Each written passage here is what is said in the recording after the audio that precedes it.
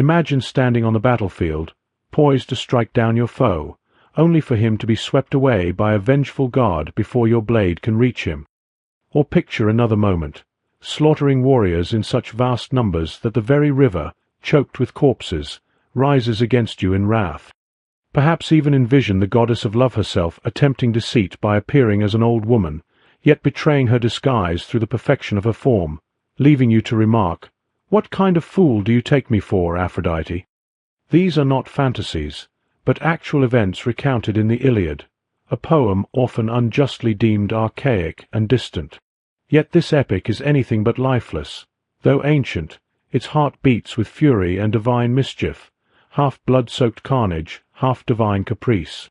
The gods, weary of their exalted calm upon Olympus, descend into the mortal realm to meddle in human affairs, their interference as reckless as it is fascinating.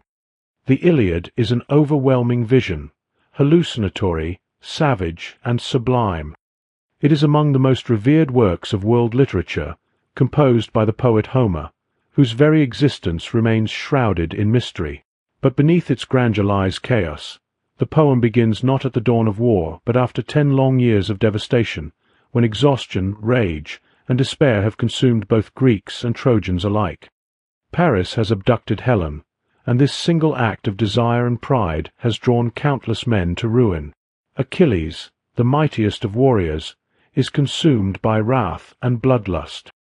Agamemnon, the commander of the Greek host, is arrogant and tyrannical. Hector, noble yet doomed, disregards omens foretelling his fate. Meanwhile, the gods themselves behave little better, drugging, seducing, and deceiving one another, treating mortal suffering as a form of sport. I have already made a video on the Iliad a few months ago, which focused primarily on explanation and analysis, examining the historical and literary context of the events and providing background information to support the narrative. However, in this video, I will take a different approach. This time, I will focus entirely on the storytelling itself.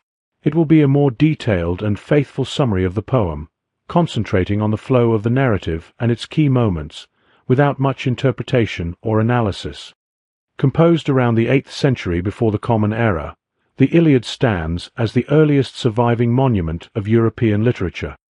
Yet while it inaugurates the written tradition, it also marks the culmination of a vast oral heritage, an art form shaped by countless generations of poets who recited these verses long before they were ever set down in writing.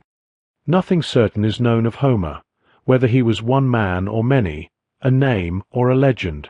Yet the artistry of the Homeric epics is beyond dispute. Their rhythm, vision, and humanity have never ceased to astonish. The Iliad is at once eloquent, terrifying, and transcendent, a masterpiece of beauty and madness. Why does it still matter? Because this poem is not merely one of the earliest stories, it is the origin of storytelling itself. Every war narrative, every tale of heroism and destruction, every modern epic of conflict and glory traces its lineage back to this work. The great duels of Achilles and Hector, the cunning raids of Odysseus, the deceptions of the Trojan horse, all prefigure the entire tradition of Western adventure and tragedy. Yet the Iliad is more than spectacle. Beneath its violence lies profound moral inquiry. It asks, why do men fight? What drives them to sacrifice their lives for honor, glory, or vengeance? How much is one man's pride worth when weighed against the suffering of countless others? In each clash of sword and shield, in each cry of victory or despair, Homer explores the nature of human morality, the tension between duty and desire, and the fragile balance between individual will and collective destiny. Thus, the Iliad endures not only as a record of war, but as a reflection on what it means to be human, on the cost of honor, the limits of power, and the unrelenting presence of fate amid the thunder of battle. Rage, goddess, sing the rage of Peleus' son Achilles, murderous, doomed, that cost the Achaeans countless losses. Hurling down to the house of death so many sturdy souls, great fighters' souls, but made their bodies carrion, feasts for the dogs and birds, and the will of Zeus was moving toward its end. Begin, Muse, when the two first broke and clashed, Agamemnon lord of men and brilliant Achilles. The poet begins by invoking the Muse, the divine source of poetic inspiration, asking her to recount the wrath of Achilles and the devastation it brought upon the Achaean army. He requests that she commence the tale from the quarrel between Achilles and Agamemnon. This opening may seem abrupt and confusing, but such is the poet's design. Homer begins in medias res, in the midst of the action, a classical technique favored by epic poets. While this sudden immersion may disorient modern readers, Homer's ancient audience would have been well acquainted with the background of the Trojan War. To clarify the context, we must first revisit the distant age in which this story unfolds. The events of the Iliad occur in the Bronze Age, long before the poem was committed to writing.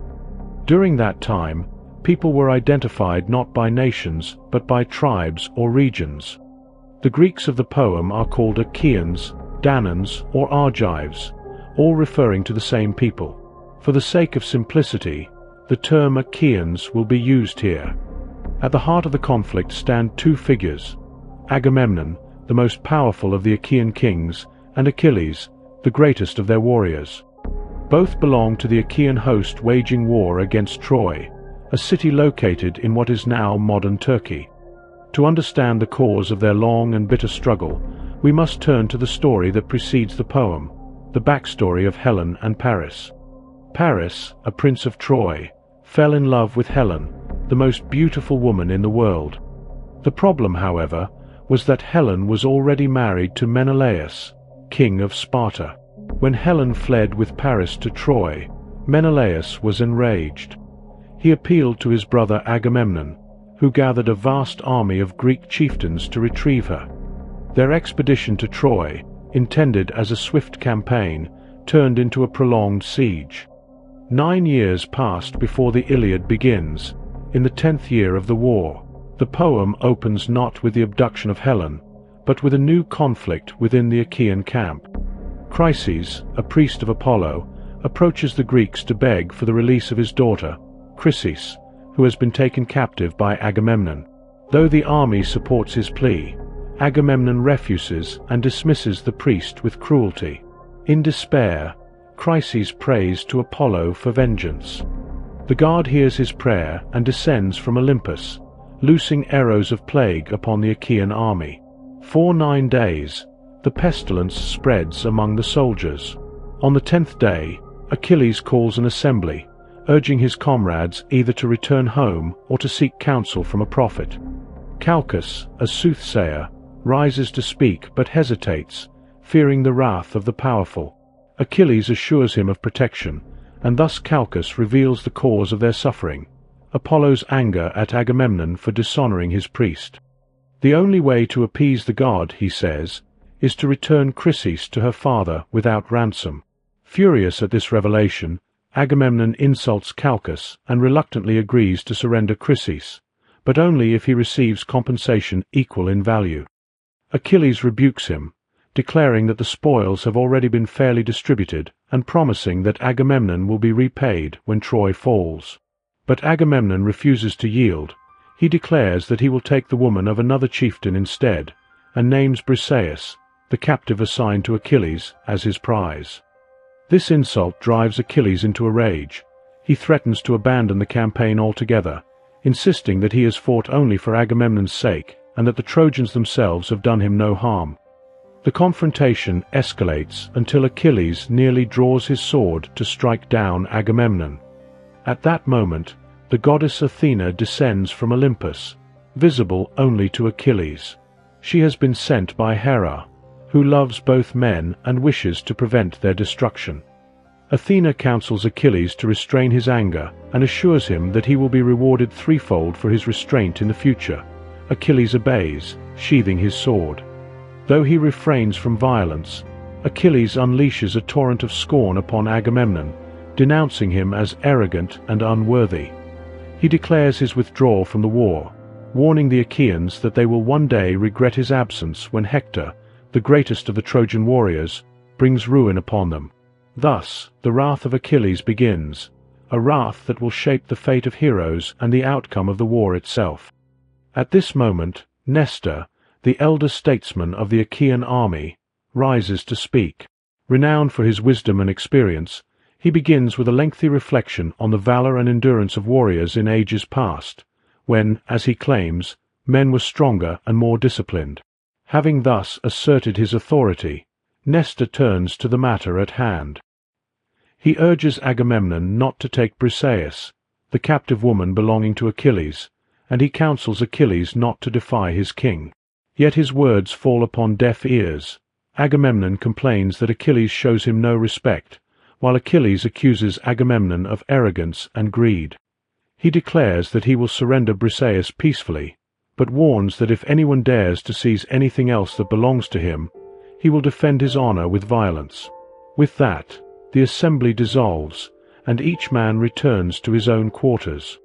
Achilles withdraws to his ship with his companion Patroclus. Soon, 2 heralds sent by Agamemnon arrive at Achilles' tent to claim Briseis. Though his heart burns with anger, Achilles does not blame the messengers, for they are only following orders. He allows them to take Briseis, who departs reluctantly. When she is gone, Achilles is overcome with grief. He walks to the seashore, sits upon the sand, and weeps.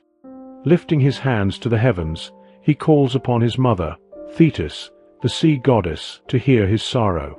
Thetis rises from the depths of the sea to comfort her son.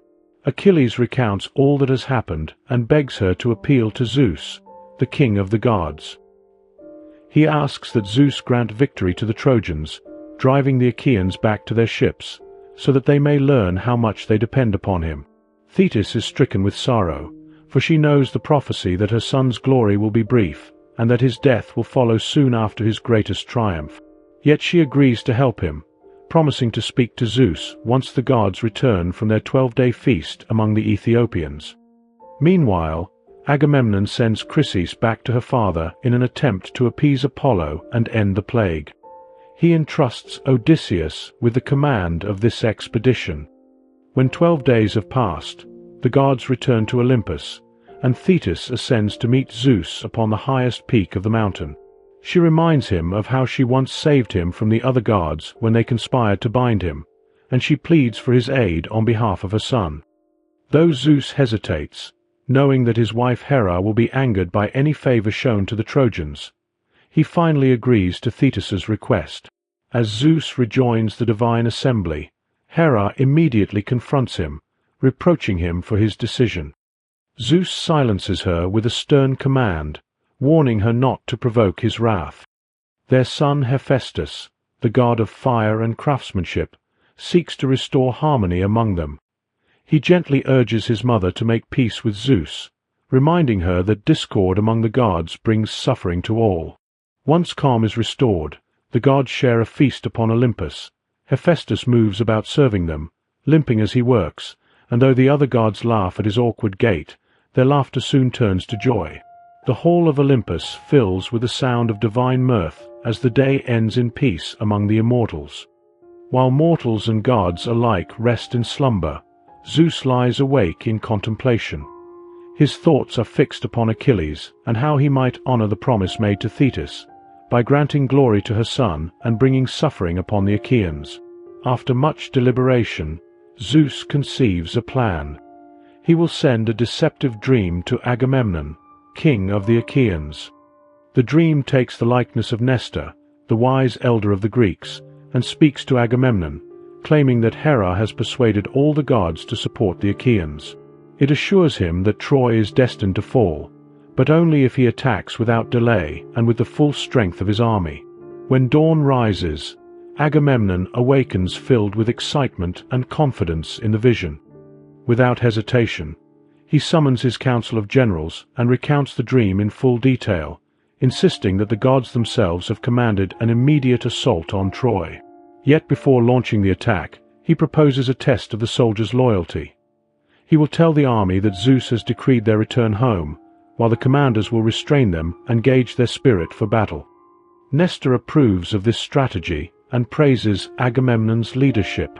The generals then assemble the troops. When the army gathers, Agamemnon appears before them, holding his royal scepter, a symbol of divine authority. Homer briefly recounts the scepter's lineage, tracing it from the hands of Zeus to Agamemnon, to remind his audience of the sacred legitimacy of the Achaean king's command. Once this tale is told, Agamemnon addresses his men. He proclaims that Zeus now wishes the Achaeans to abandon the war and sail home, for victory has been denied them. To his surprise, the weary soldiers react with unrestrained joy. They rush toward their ships, eager to end the long and bitter conflict. Observing this from Olympus, Hera is enraged.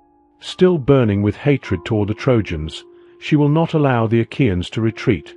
She sends Athena down to intervene. At this point, the poet interrupts the action to reveal the cause of Hera's enmity toward Troy. The origin lies in events long before the war began, at the wedding of Peleus and Thetis. In those days, Zeus had once desired Thetis, the sea goddess, but he refrained from pursuing her after learning of a prophecy that she would bear a son mightier than his father. To avert this danger, Zeus arranged for her to marry the mortal hero Peleus. When the day of their wedding arrived, all the gods were invited except Eris, the goddess of strife. Angered by the slight, Eris appeared uninvited and threw a golden apple into the midst of the guests. Upon it was inscribed the words, "For the most beautiful." Immediately, 3 goddesses, Hera, Athena, and Aphrodite, claimed the prize for themselves. Zeus, unwilling to decide among them, sent the goddesses to the slopes near Troy, where they would be judged by the Trojan prince Paris, renowned for his beauty and discernment. Each goddess sought to sway him with promises. Hera offered dominion and power, Athena promised wisdom and victory in war, and Aphrodite pledged him the love of the most beautiful woman in the world. Paris chose Aphrodite, giving her the golden apple. True to her word, she led him to Sparta, where Helen, the wife of King Menelaus, became the prize of his choice. Paris carried Helen away to Troy, setting in motion the great war that would follow. Yet the decision left 2 of the most powerful goddesses, Hera and Athena, deeply humiliated and vengeful. From that day onward, both have harbored an undying hatred toward Paris and the entire Trojan people. Their wrath now fuels their every act against Troy, and their divine resentment continues to shape the destiny of gods and men alike. The union of Peleus and Thetis, arranged by the will of Zeus, brought forth a single son, the mighty Achilles. Yet, at this point in the tale, he remains absent from the field, his wrath still keeping him apart from the Achaean host. Thus, the story turns once more from past to present, where Athena, sent by Hera, descends to halt the Achaeans in their rush to abandon the war. Athena seeks out Odysseus, her most favored among the Achaean warriors, and commands him to restore order. Obedient to the goddess, Odysseus takes Agamemnon's scepter as a sign of royal authority and moves among the ranks of soldiers. To the leaders and men of high standing, he speaks with restraint and reason, urging them to remain steadfast. To the common soldiers, however, he delivers his message with blows of the scepter, striking discipline and obedience back into their hearts. Gradually, the army regathers at the place of assembly, yet as silence begins to return, Thersites, the most insolent and despised of all the Achaeans, rises to speak. Deformed in body and malicious in spirit, he mocks Agamemnon, calling him greedy and unjust, and proclaims that they should return home, for even Achilles, he says, could have humbled the king if he had wished. Odysseus, unwilling to allow such insubordination, rebukes Thersites sharply before the assembled host. Then, striking him with the scepter, he silences his insolence, and the gathered soldiers rejoice to see him punished. Order restored, Odysseus turns to the army and delivers a rousing speech, reminding them of the prophecy given many years before, during their first departure for Troy. "Take heart, my friends, and stay a while to learn if Calchas' prophecy proves true or not. You must recall it well, as all the Greeks who have survived this war are witnesses to that day at Aulis, where the Achaean ships had massed to bring ruin on Priam and Troy. There, on the sacred altar by the spring under the plane tree where sparkling waters welled, we made generous sacrifice to the gods. Then the great omen appeared, a red-backed snake, shrieking, that the Olympian himself revealed. It sprang from the altar into the plane tree where a nest of young sparrows, recently hatched, fluttered under the leaves of the top branches. They numbered 8, their mother made 9. The snake gulped down the pitifully squawking young while their mother flew round, stunned by her loss. Next it whirled and seized one of her wings, then after it 8 fledglings and mother too. The god who sent it changed its shape again. Wily Cronus' son transformed it to stone. We stood stock still, aghast at what we had seen, a dreadful portent during our ceremony, but Calchas quickly pronounced his prophecy. "Why have you fallen silent, long-haired Greeks? Supreme Counselor Zeus sent us this omen, foretelling events whose fame will never die. Just as the snake devoured the youthful birds, 8, and the mother who hatched them made 9, just so we will battle for 9 long years, and in the 10th capture the streets of Troy. What Calchas foretold is now almost fulfilled. So come, thick-grieved Greeks that you are, stay all, till we have seized the storied city of Priam." As the Achaeans made sacrifices at Aulis, a serpent had emerged from beneath the altar, climbed a tree, and devoured a nest of 8 young sparrows and their mother. Troubled by this sign, the seer Calchas declared that it foretold 9 years of toil and battle before Troy would finally fall in the 10th. Odysseus reminds the soldiers of this prophecy, urging them to endure, for the appointed time of victory draws near. When Odysseus concludes, Nestor, the aged counselor of Pylus, rises to speak. True to his nature, he delivers a long address, chastising those who think only of themselves rather than the common cause. At last, he advises Agamemnon to organize the army by city and tribe, so that if the battle goes ill, they may discern whether the fault lies in the gods or in mortal leadership. Agamemnon praises Nestor's counsel and orders the men to prepare for war. He commands that they take their morning meal to gain strength for the coming conflict, while he and the other leaders make sacrifices to Zeus. The king prays for victory and glory, but Homer reminds the listener that Zeus has no intention of granting his request. After the sacrifices are completed and the soldiers have eaten, Agamemnon calls his forces to arms. The heralds go forth to summon the warriors, and the vast host begins to form in ranks. What follows is the great catalogue of ships, a record of all the Achaean contingents, their leaders, their homelands, and the number of ships they brought to Troy. The poet invokes the Muses for aid, for only divine memory could recall so many names and deeds. Among the many tribes, Homer singles out the Abontes of Euboea, fierce warriors distinguished by their flowing hair at the front and shaven necks behind. Later, he turns to the Myrmidons, the followers of Achilles, who now refrain from battle in loyalty to their absent lord. Though Achilles does not yet take the field, the poet foreshadows the day when his wrath will end and his return will change the course of the war.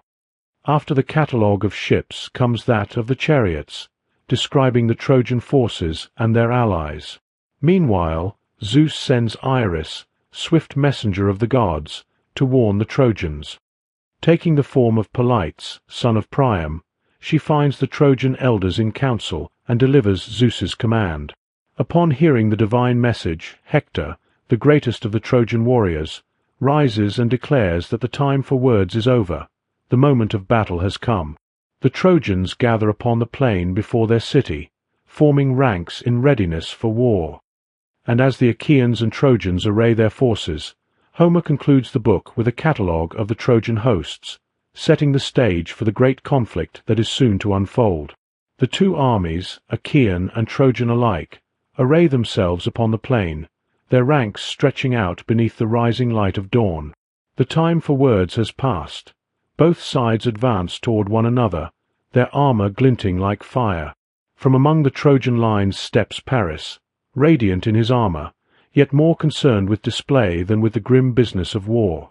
Across the field, Menelaus, his betrayed husband and rightful claimant of Helen, recognizes him and seizes the moment. Leaping from his chariot, he prepares to strike down the man who brought such ruin upon his house and people. But when Paris beholds Menelaus advancing, his courage falters. His heart quails within him, and he withdraws into the safety of the Trojan ranks. Seeing this, his brother Hector reproaches him bitterly, calling him a vain lover who has brought disaster upon Troy through his folly, and now shrinks from battle. Hector's voice reeked of contempt as he said, "Cowardly Paris, seducer, womanizer, I wish you had died unwed, or not been born. Either would have been better for Trojan people than this disgrace of yours that all have seen." Likely the long-haired Greeks now mock and jeer, saying our champion may have a fine face, but has not a shred of valor or strength. You know well it was your seagoing ships and sailors that navigated the deep and brought back not only a beautiful woman, kin to warrior kings in her distant land, but also ruin for your father, home and folk. How could you shame yourself and delight our foes? Could you not have faced up to Menelaus? You do possess the man's ravishing wife. Aphrodite's gifts will be no use to you when mixed with dust, nor will your handsome face. The Trojans are too patient, or before now they would have dressed you in a tunic of stone. Stung by his brother's words, Paris protests that Hector's rebuke is unjust. He declares that he will meet Menelaus in single combat, and that the outcome shall decide Helen's fate once and for all. Whoever prevails shall claim her, and the long war will end. Hector approves of this proposal and halts the Trojan advance.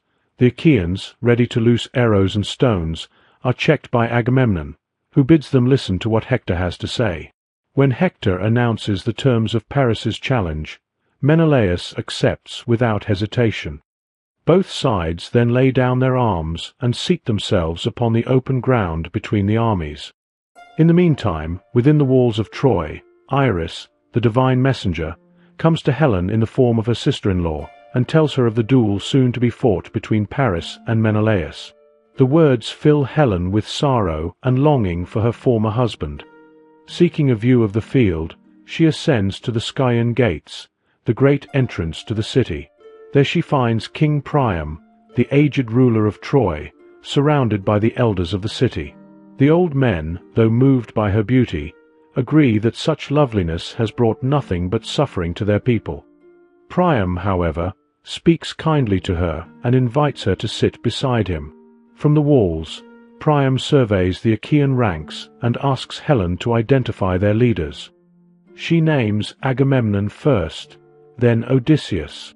At this, Antenor, one of Priam's counselors, recalls the time when Menelaus and Odysseus came as envoys before the war to demand Helen's return. He remembers Menelaus for his noble bearing, but it was Odysseus's speech, wise and measured, that impressed the Trojans most deeply. Helen then points out Ajax, the greater, followed by Idomeneus.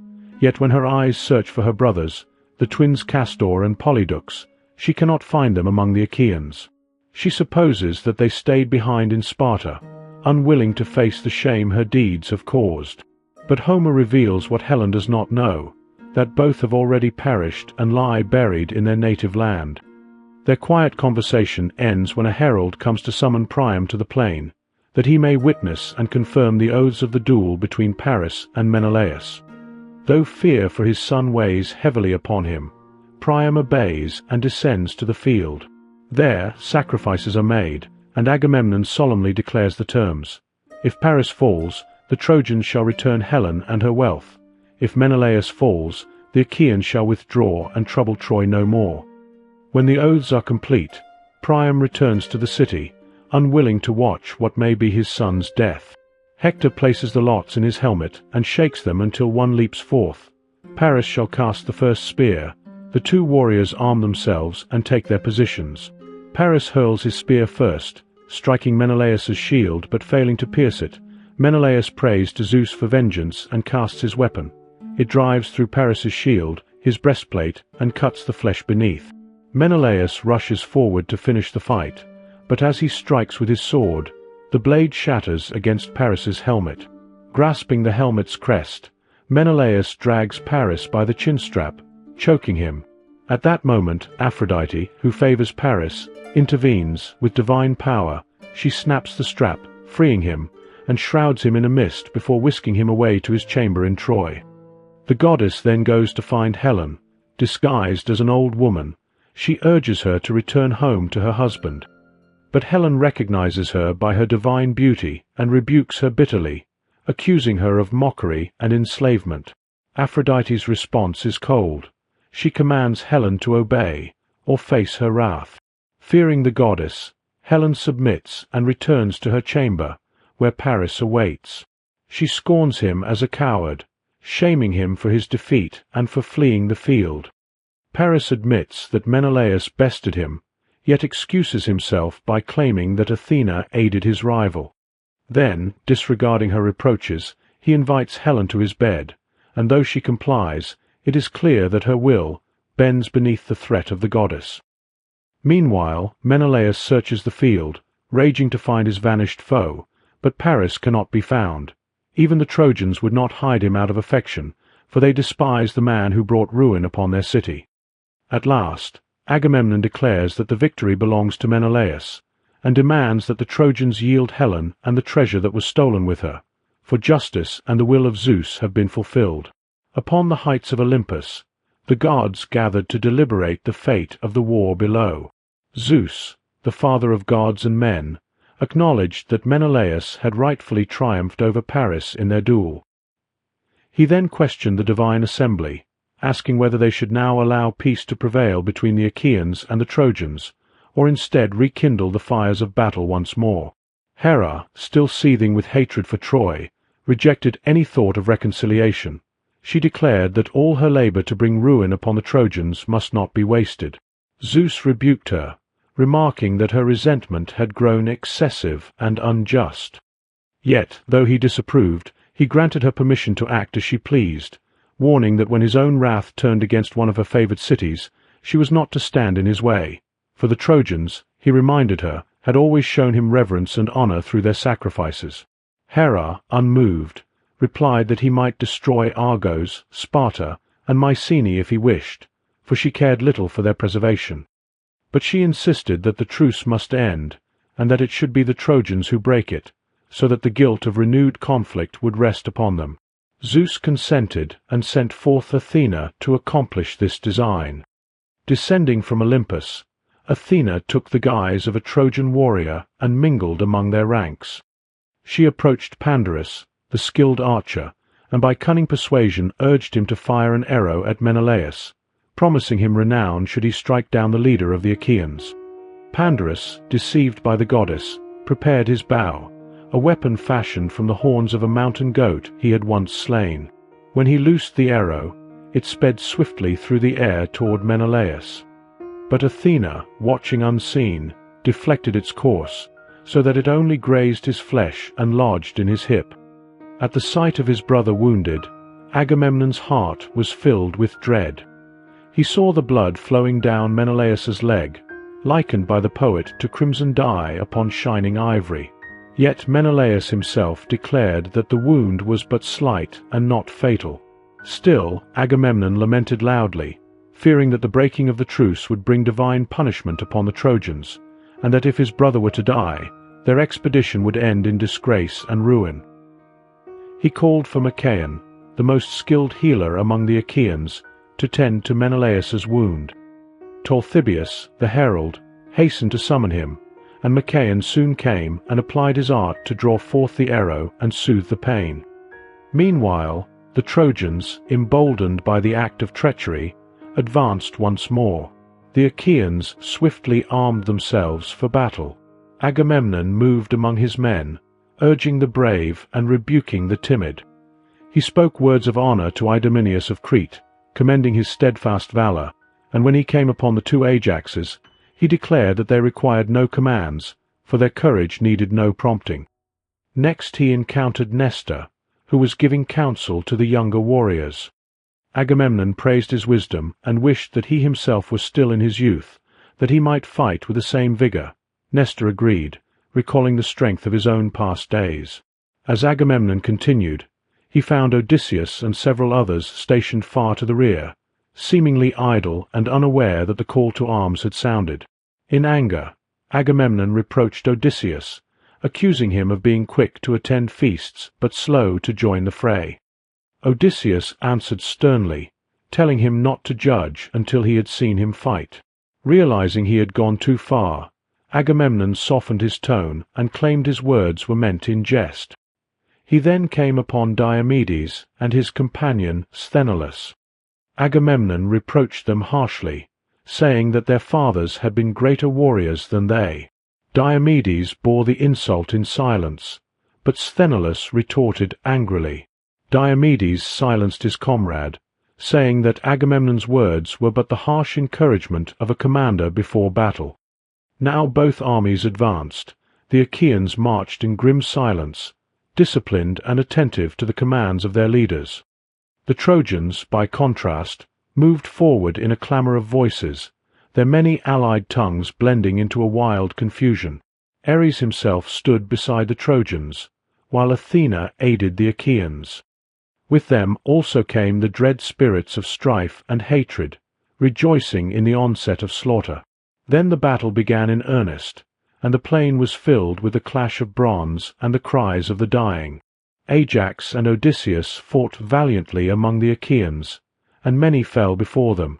But when Apollo saw the Trojans giving ground, he cried out to rally them, reminding them that Achilles still withheld his might from the field.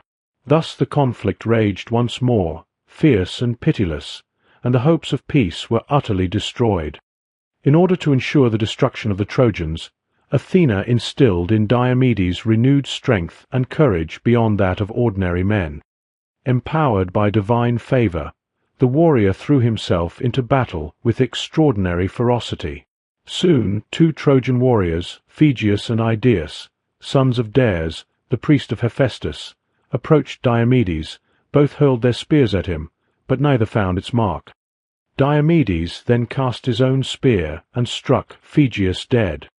Idaeus would have shared his brother's fate had not Hephaestus himself descended from the heavens and borne him away, sparing the priest the agony of losing both sons in a single moment. Elsewhere on the battlefield, Athena persuaded Ares to withdraw for a time and allow mortals to decide the conflict by their own strength. The god of war, easily swayed, consented. What followed were scenes of fierce and bloody combat, each death accompanied by a brief remembrance of the fallen, his homeland, his family, and the life he had left behind. Meanwhile, Diomedes continued his relentless assault, seeing the havoc he wrought. Pandarus the archer resolved to end his onslaught. He drew his bow and shot an arrow that struck Diomedes in the right shoulder. Believing he had felled his enemy, Pandarus cried out to the Trojans to press their advantage.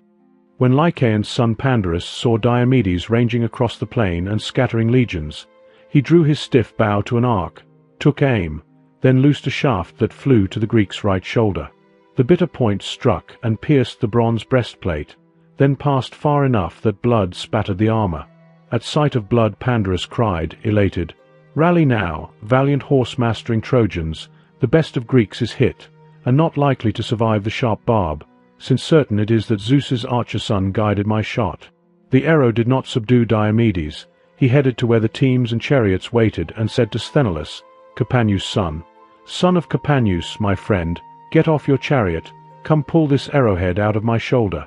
Sthenelus jumped from his chariot deck and drew the arrow from Diomedes' flesh, allowing blood to soak through his cloth tunic. Unshaken, Diomedes called to his companion Sthenelus to draw the arrow from his flesh. When it was removed, Diomedes raised his voice in prayer to Athena, asking her to grant him strength to slay the man who had wounded him. The goddess appeared beside him, assuring him that she had endowed him with the strength of his father, Tydeus. As a further gift, she lifted the veil from his eyes, granting him the power to discern gods from mortals. Yet she warned him to avoid combat with any deity, save one. If he should behold Aphrodite, the goddess of love, he was to strike without hesitation. With divine fire in his heart, Diomedes re-entered the fray, cutting down many foes. Among the Trojans, Aeneas sought out Pandarus and urged him to take another shot at their Achaean adversary.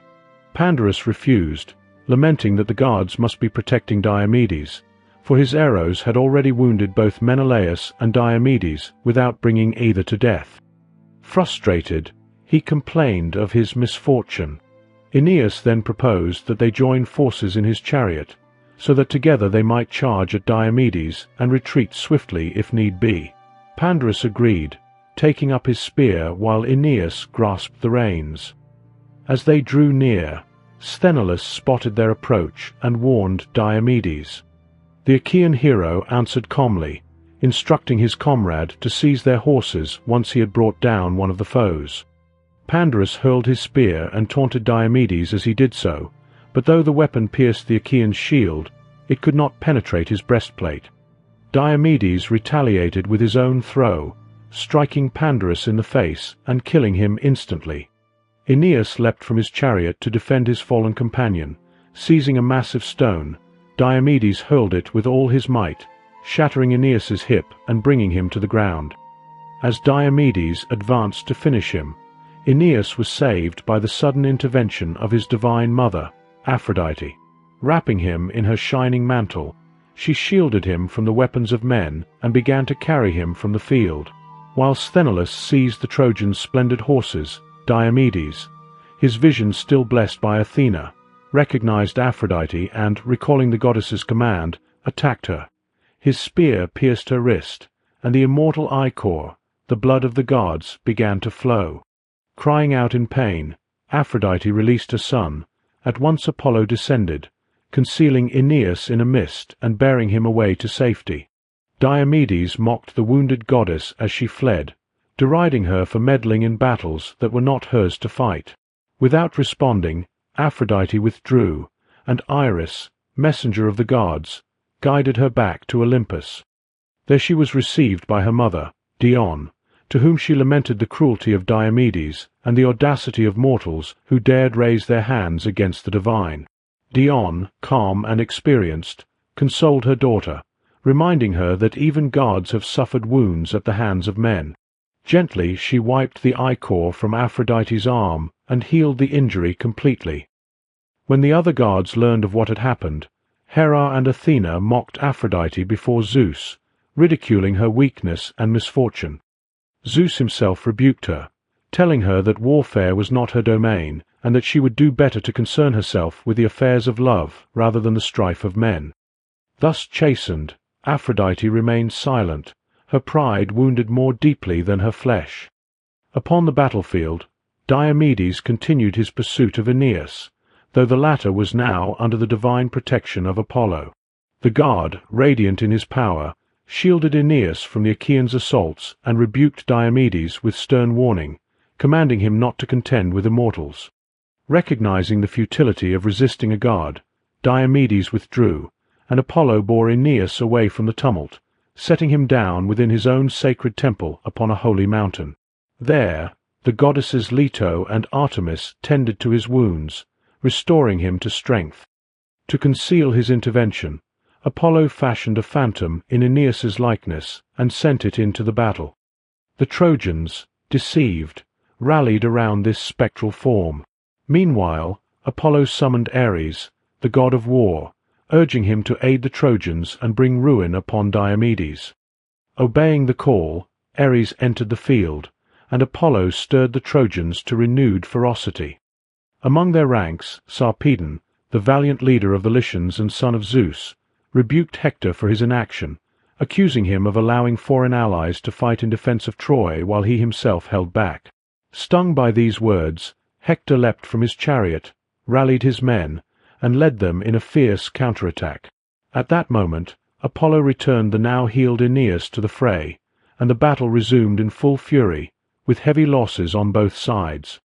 Menelaus re-entered the combat, striking down foes in vengeance, while Ares fought at Hector's side, protecting him and filling him with relentless might. Seeing the god beside the Trojan prince, Diomedes warned the Achaeans to keep their distance from him.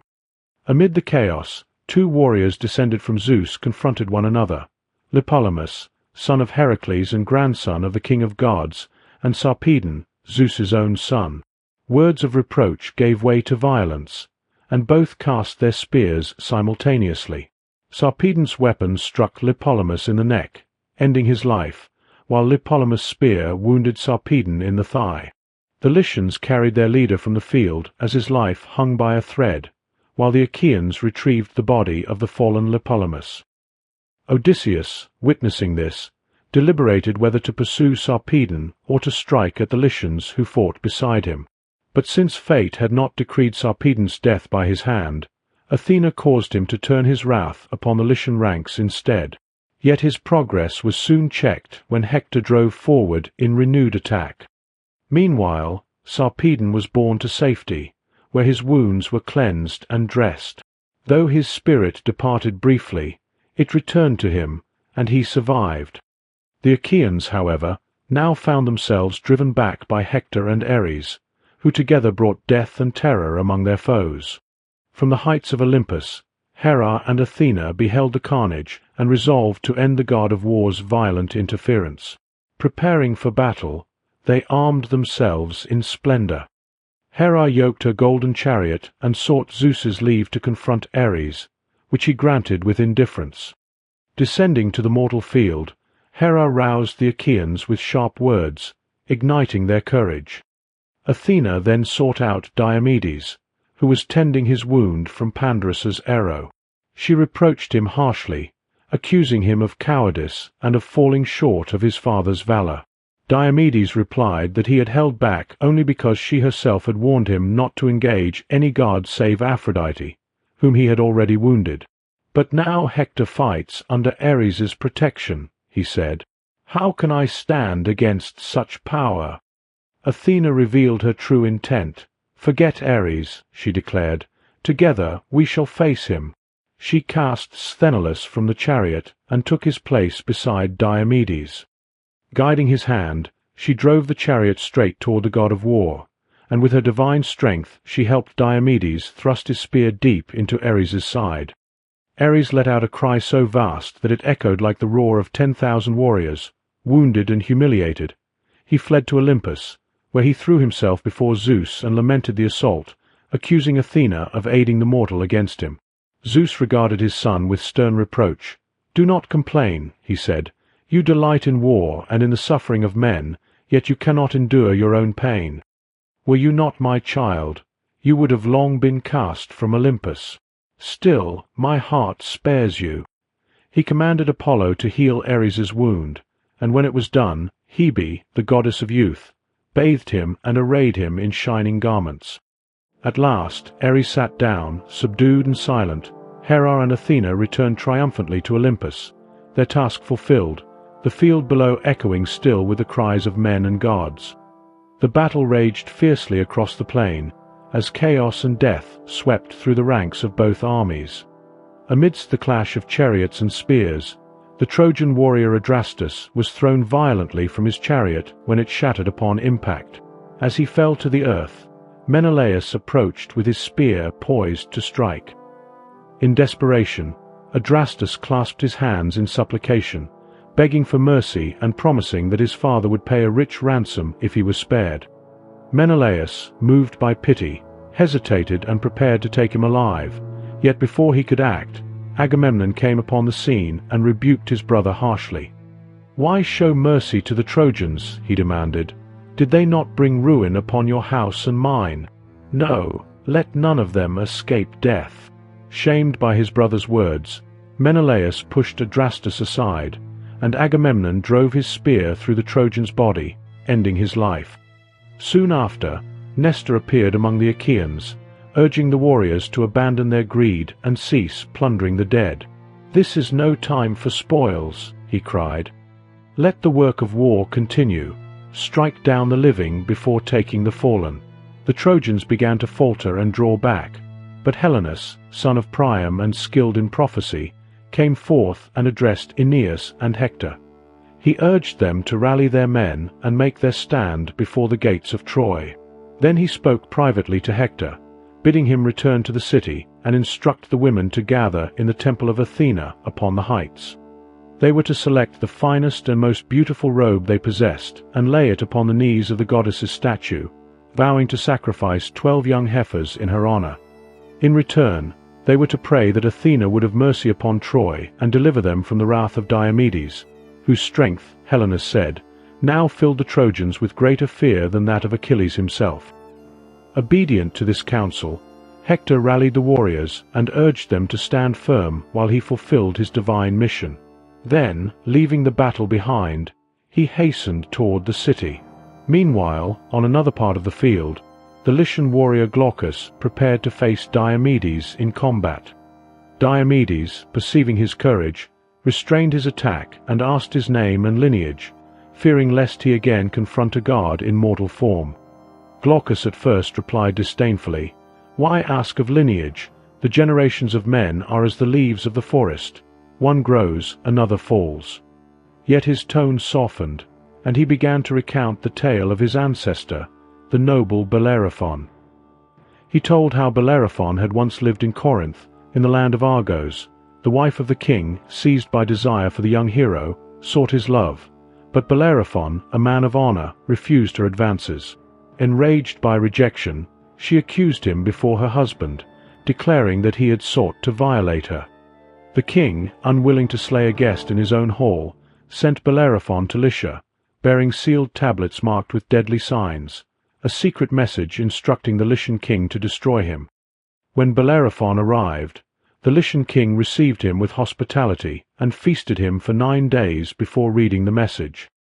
On the 10th, understanding the dark command, he sent Bellerophon on a perilous quest, bidding him to slay the monstrous Chimera, a beast with the head of a lion, the body of a goat, and the tail of a serpent. By divine favor and his own valor, Bellerophon triumphed over the creature. The king then sent him against the fierce Solomoi and the warrior women known as Amazons, whom he likewise defeated. Still unwilling to kill him by open means, the king arranged an ambush, yet Bellerophon overcame even this trap. Astonished by his courage and strength, the Lycian king abandoned his deceit, gave him his daughter in marriage, and welcomed him into his royal household. From this union were born 3 children: Isandros, who was later slain by Ares; Laodamia, who bore Sarpedon to Zeus; and Hippolochus, father of Glaucus himself. Thus Glaucus concluded his tale, revealing the lineage of heroes from which he sprang. When Diomedes heard these words, his heart rejoiced. He recalled that his own grandfather, Ennius of Argos, had once welcomed Bellerophon as a guest and had exchanged gifts of friendship with him. Realizing that he and Glaucus were bound by this ancient tie of sacred hospitality, Diomedes rejoiced that fate had made them friends, not foes, upon the blood-stained field of Troy. In order to fully grasp the significance of the encounter between Diomedes and Glaucus, it is necessary to understand the practice of guest friendship, or xenia, in ancient Greek culture. This bond was a formalized relationship of mutual respect and protection between individuals of different clans or communities. Often initiated through the hospitality extended to travelers, xenia was symbolized by the exchange of gifts and maintained across generations, much as the bond between Diomedes and Glaucus had been inherited from their forebears. Such a connection was regarded as sacred, akin to familial ties, and it imposed strict limits on acts of violence between the parties. Consequently, when Diomedes and Glaucus confronted one another on the battlefield, they recognized their ancestral bond and chose not to shed each other's blood. Instead, they exchanged armor as a gesture of mutual respect, though Zeus, in his inscrutable will, ensured that Glaucus received the lesser reward. His gold armor for Diomedes' bronze, underscoring the influence of divine forces even in acts of human honor. Having completed this exchange, the 2 warriors departed, each returning to his own ranks. Meanwhile, Hector returned to the city of Troy, first proceeding to the palace of his father, King Priam. There he found Hecuba, his mother, who sought to calm him with wine and the performance of a sacrifice to the gods. Hector refused, declaring that he had more pressing matters on the battlefield. He reiterated Helenus's instruction concerning the offering of a robe to Athena, which Hecuba and the women of Troy promptly carried out, presenting the finest garment in the goddess's temple and offering prayers for success, though the goddess did not appear to heed their devotion. Hector then visited Paris in his home, reproaching him for his failure to fight. Paris acknowledged the criticism, explaining that he had only been momentarily delayed by Helen's care. At this moment, Helen herself approached Hector, lamenting her own misfortune and expressing sorrow that her existence had caused such calamity. She entreated Hector to rest, but he insisted on attending to his family before returning to the field. When Hector arrived at his household, he found that Andromache and their son were absent, sent instead to the Scaean gates. There he discovered his wife holding their infant, Scamandrios, nicknamed Astyanax, or Lord of the City. When Hector saw his boy, he broke into smiles. Andromache wiped her eyes, moved closer to Hector, squeezed his hand softly in hers and spoke to him. "Your fury will be your death. You do not care for your son or hapless wife, all but widowed, because the Argives soon will end your days. After then it will be just as well if I, bereft of you, enter the earth. For me, when you are dead, there will be no solace, only grief. I have no father or mother. Half-divine Achilles struck my father down and sacked the Cilicians' well-placed city, high-gated Thebe. Although he killed Aetion, he respected him and did not strip his armor, no. He burned the corpse with its armor on, then heaped a monument, near which mountain nymphs, the aegis-keeper's daughters, nurture doves. I had 7 brothers in those palace halls, and each went down to Hades the same day. Fast-running Achilles killed all my brothers, all our lumbering oxen and chalky sheep." She recounted the losses she had already endured. Her father and brothers had been slain by Achilles, though her father had been granted a proper burial. Her mother, once taken prisoner by Achilles, had been released only to perish from disease. She urged Hector to lead the Trojans to a defensive position near the weakest section of the city walls, beneath the large fig tree, as a means of protecting them. Hector, while sharing her apprehensions, resolved to uphold the warrior's code. He forbore to retreat, grimly contemplating the inevitable fall of Troy and the enslavement of its people. Yet he preferred to meet death with honor rather than witness that day. He embraced his son, who was terrified of the helmet upon his father's head, prompting laughter from both parents. Brilliant Hector then reached for his son, but the infant turned back to his nurse's breast, howling, stunned by his warrior father's appearance, afraid of the glaring bronze, the horse's tail that nodded restlessly atop his helmet. The frightened boy's father and mother smiled. Then Hector pulled the helmet off his head and set it aside, gleaming on the ground. He held his son in his arms and gently kissed him, then spoke a prayer to Zeus and all immortals. "O Zeus, all you gods, let him become distinguished among Trojans, just as I am, as strong as brave, so that he may rule Ilium and cause people to say, 'He outshines his father,' when he returns from war with blood-stained armor from men he has slain, making his mother proud." Removing the helmet, Hector held Astyanax and prayed to Zeus that the child might grow to surpass his father in prowess. He sought to reassure Andromache, emphasizing that if death came to him, it would be the will of fate, beyond human control, and urged her to return to her weaving. Though Andromache outwardly obeyed, she soon gathered the women of Troy to lament Hector's fate, even while he yet lived. Meanwhile, Hector returned to Paris, now resolved to rejoin the battle. He encouraged his brother, praising his skill and urging him to maintain courage, reinforcing the bond of fraternal duty and the necessity of valor upon the field of war. Hector and Paris returned to the battlefield, reinvigorating the Trojans and shifting the momentum in their favor. Observing this, the goddess Athena descended from Olympus, determined to halt the Trojans' advance. However, she was intercepted by Apollo, who was at that moment assisting the Trojans. Apollo suggested that the conflict be suspended for the day, allowing both sides to resume the fighting on tomorrow. Athena inquired how this might be achieved. Apollo proposed that Hector challenge a single Achaean warrior to combat, a measure that would temporarily pause the wider battle. Athena agreed and sent a telepathic message to Helenus, who relayed it to Hector. Hector then called for a cessation of hostilities and issued his challenge. The terms were modest compared to the duel of Menelaus and Paris.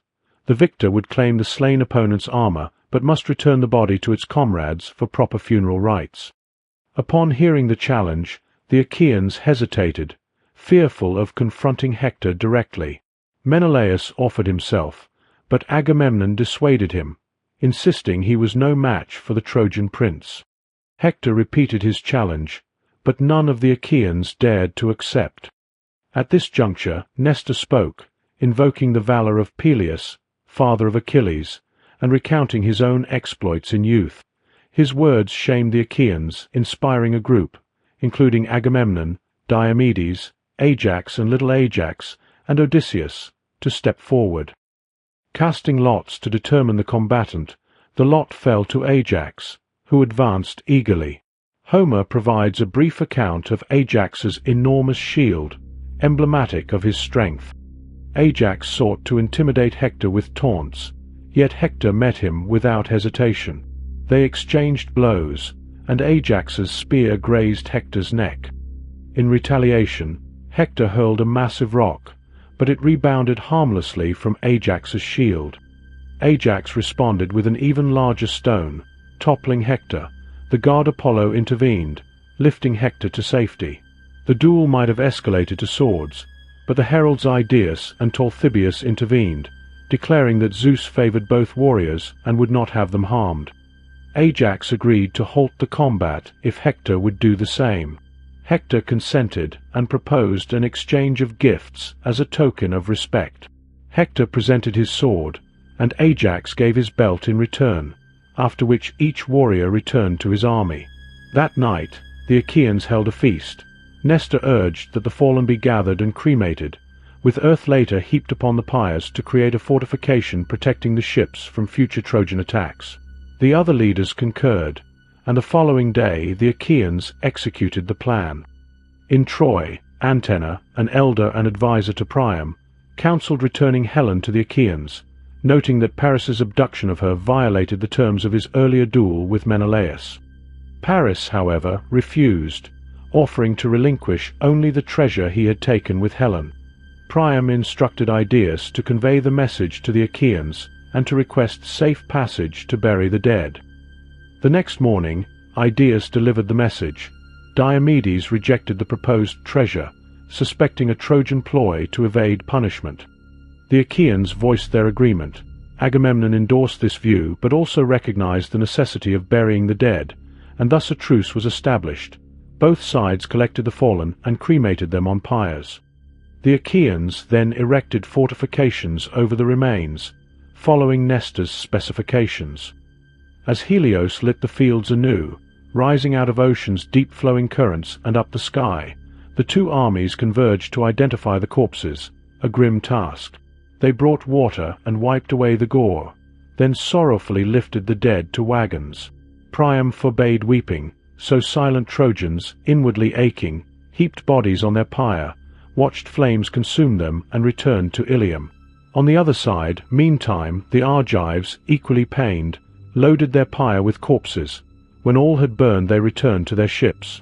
In early twilight, before dawn arose, a company of Greeks gathered at the ashes and covered them with a single funeral mound, rising above the plain.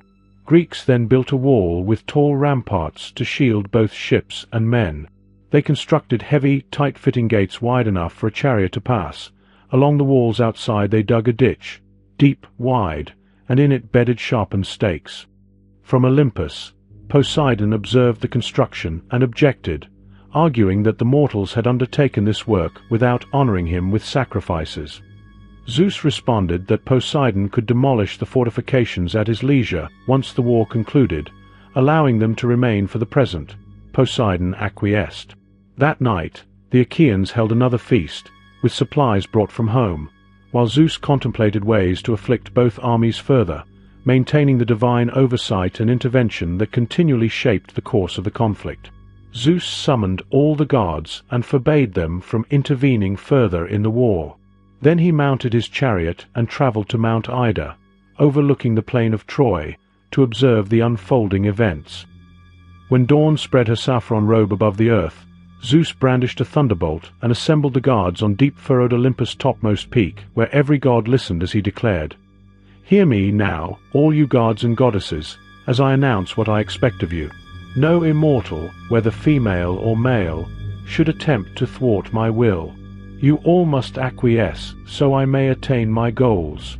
If I happen to catch one of you choosing to aid either side, Trojan or Greek, I will drive you off Olympus in shame, then cast you down to hazy Tartarus, far away where earth's chasms are most deep, where the thresholds are bronze, the gates iron, as far below Hades as earth is below heaven. Then you will see how my might exceeds yours. Or challenge me now, so every god may learn. Suspend from heaven chains forged of strong gold. Then all you gods and goddesses pull your hardest. No matter how you toil, you will be unable to drag your master Zeus from heaven's vault. On the other hand, if I should choose to tug, I could drag earth itself, even the seas. I could bind that chain around Olympus' peak, hanging earth and all her seas in the air. So great is the difference between you and me." Soon, the Achaeans and Trojans resumed their battle. The armies were evenly matched until Zeus, weighing the fates of both sides, tilted a great scale. He placed the fate of the Achaeans on one side and that of the Trojans on the other. The Achaeans' fate was heavier, signaling disaster for them. With a thunderous command, Zeus cast lightning toward the Achaeans. Struck with fear, most began to flee, save for Nestor, who stood firm, though immobilized by the loss of one of his chariot horses at the hands of Paris. Diomedes went to assist Nestor and tried to rally Odysseus, who ignored him and continued retreating. Diomedes, therefore, remained to aid Nestor alone, placing him in his own chariot and taking the reins. Together, they charged toward Hector. Diomedes hurled his spear, missing Hector but striking down his charioteer. This action could have sparked a major Achaean counterattack, but Zeus intervened, hurling a thunderbolt before Diomedes' chariot. Nestor persuaded Diomedes to withdraw, yet Diomedes, frustrated by Hector's continuing taunts, considered turning back to fight 3 times, each attempt halted by Zeus's threatening thunder. Meanwhile, Hector pressed the Achaeans, calling for fire to consume their ships. On Olympus, Hera, alarmed by Hector's advance, summoned Poseidon to aid the Achaeans. Poseidon, however, refused, unwilling to challenge Zeus directly.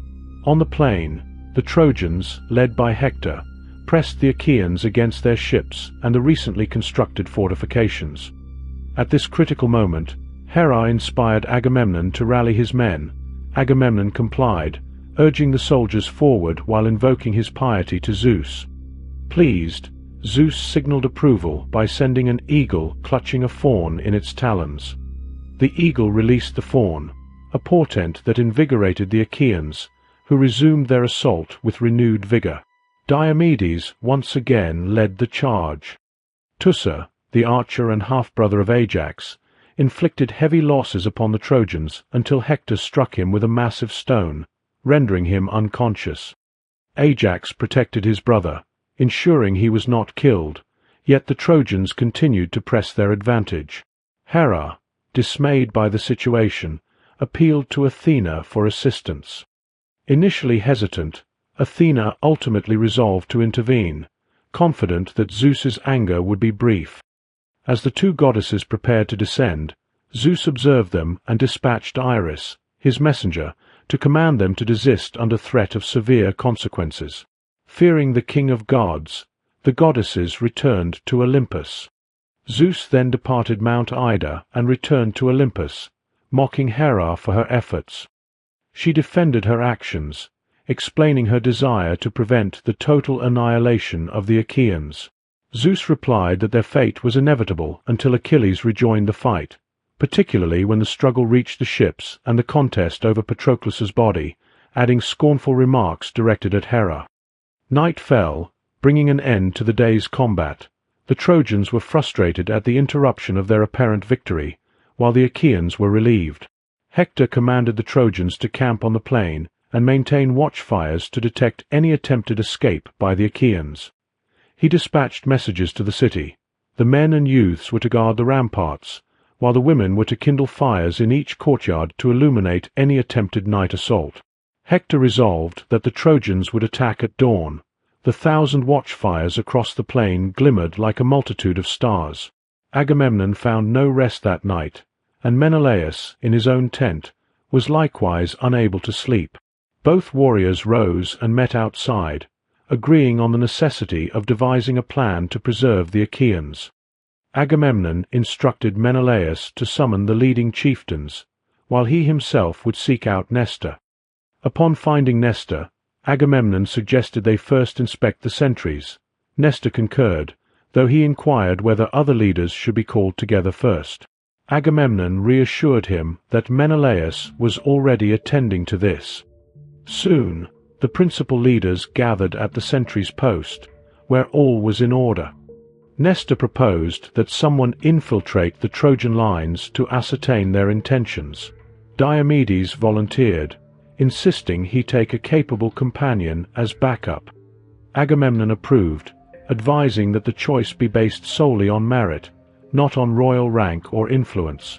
Diomedes selected Odysseus as his partner. As they prepared to depart, Athena sent a heron as a silent sign of her watchfulness. Though the darkness concealed the bird, its cry reached the warriors, prompting them to offer prayers of devotion before setting out.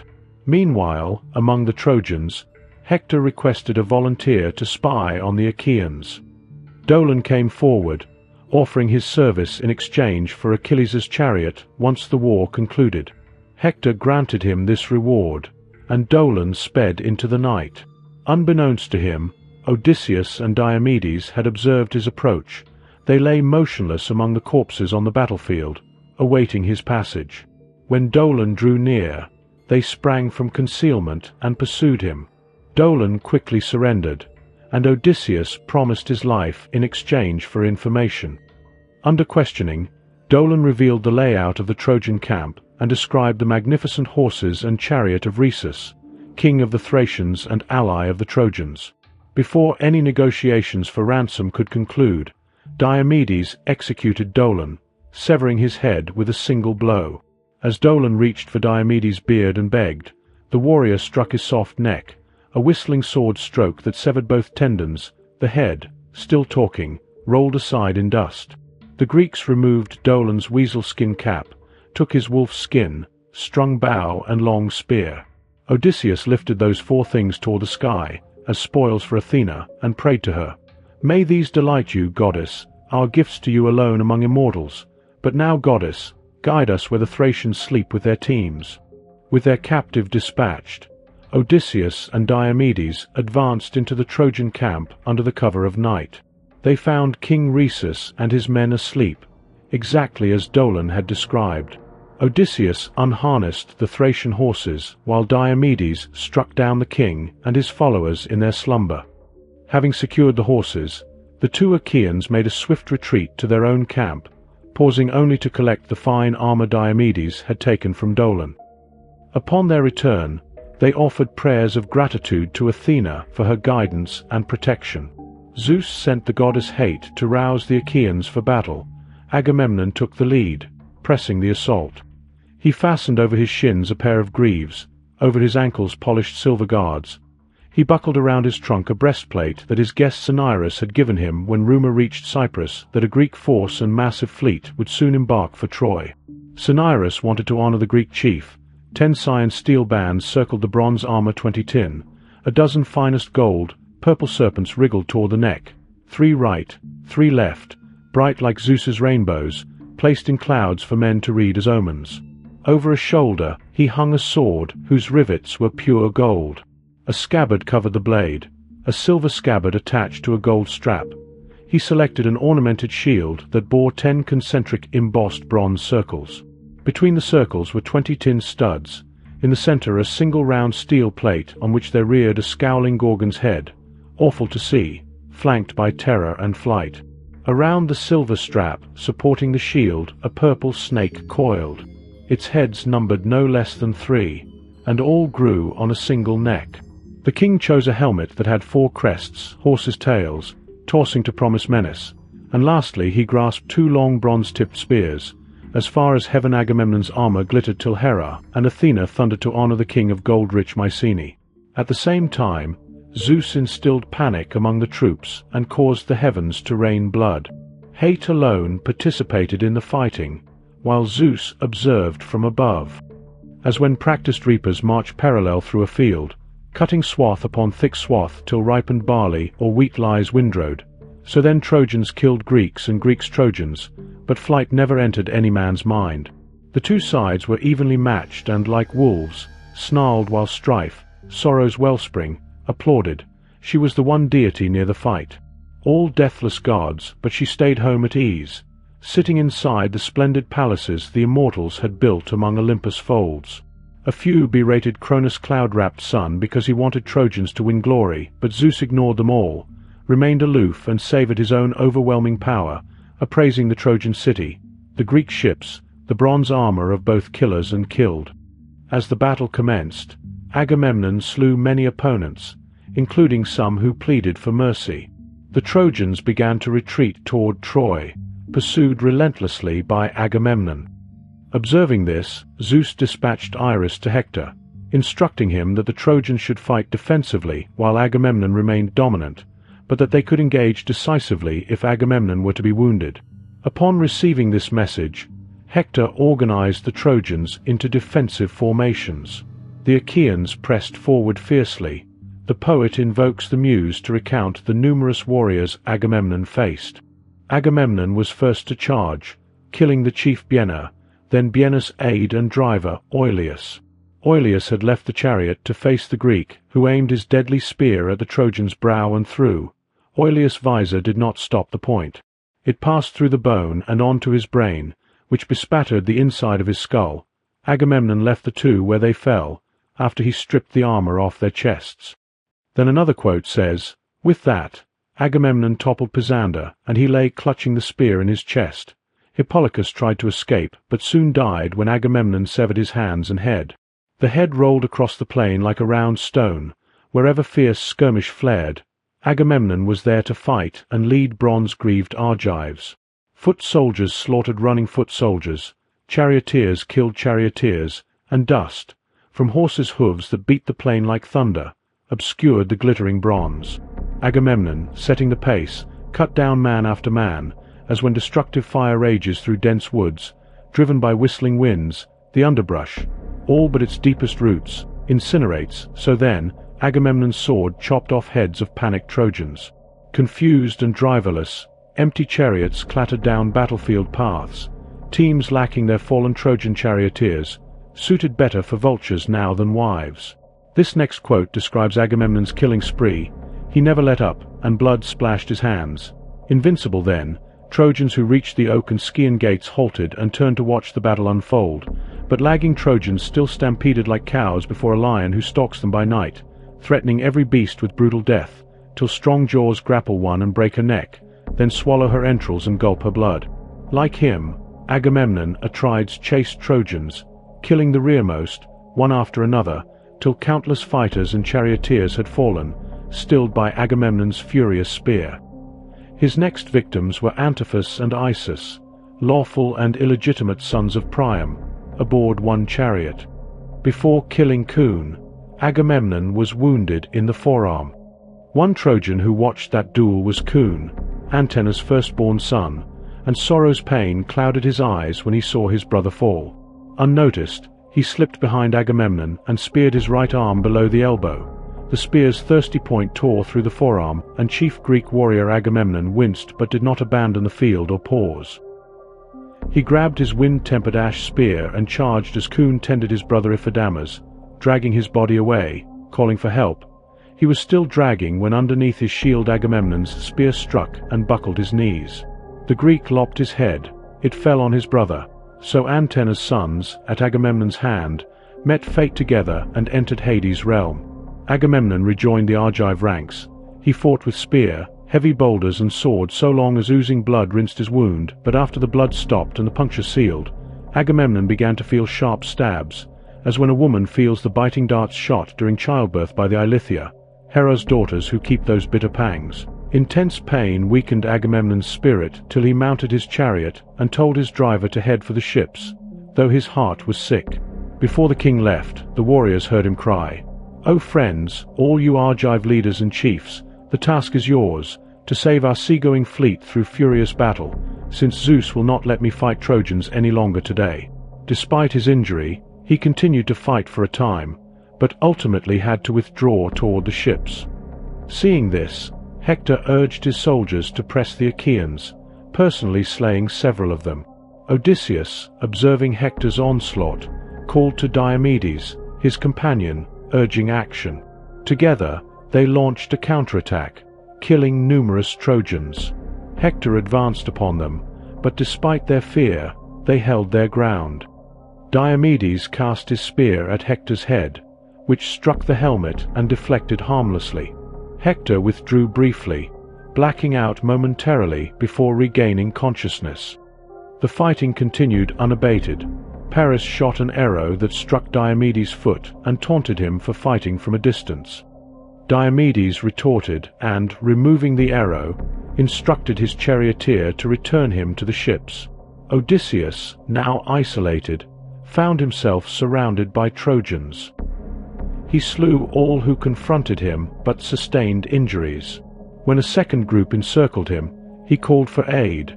Menelaus and Ajax responded, defeating the attackers.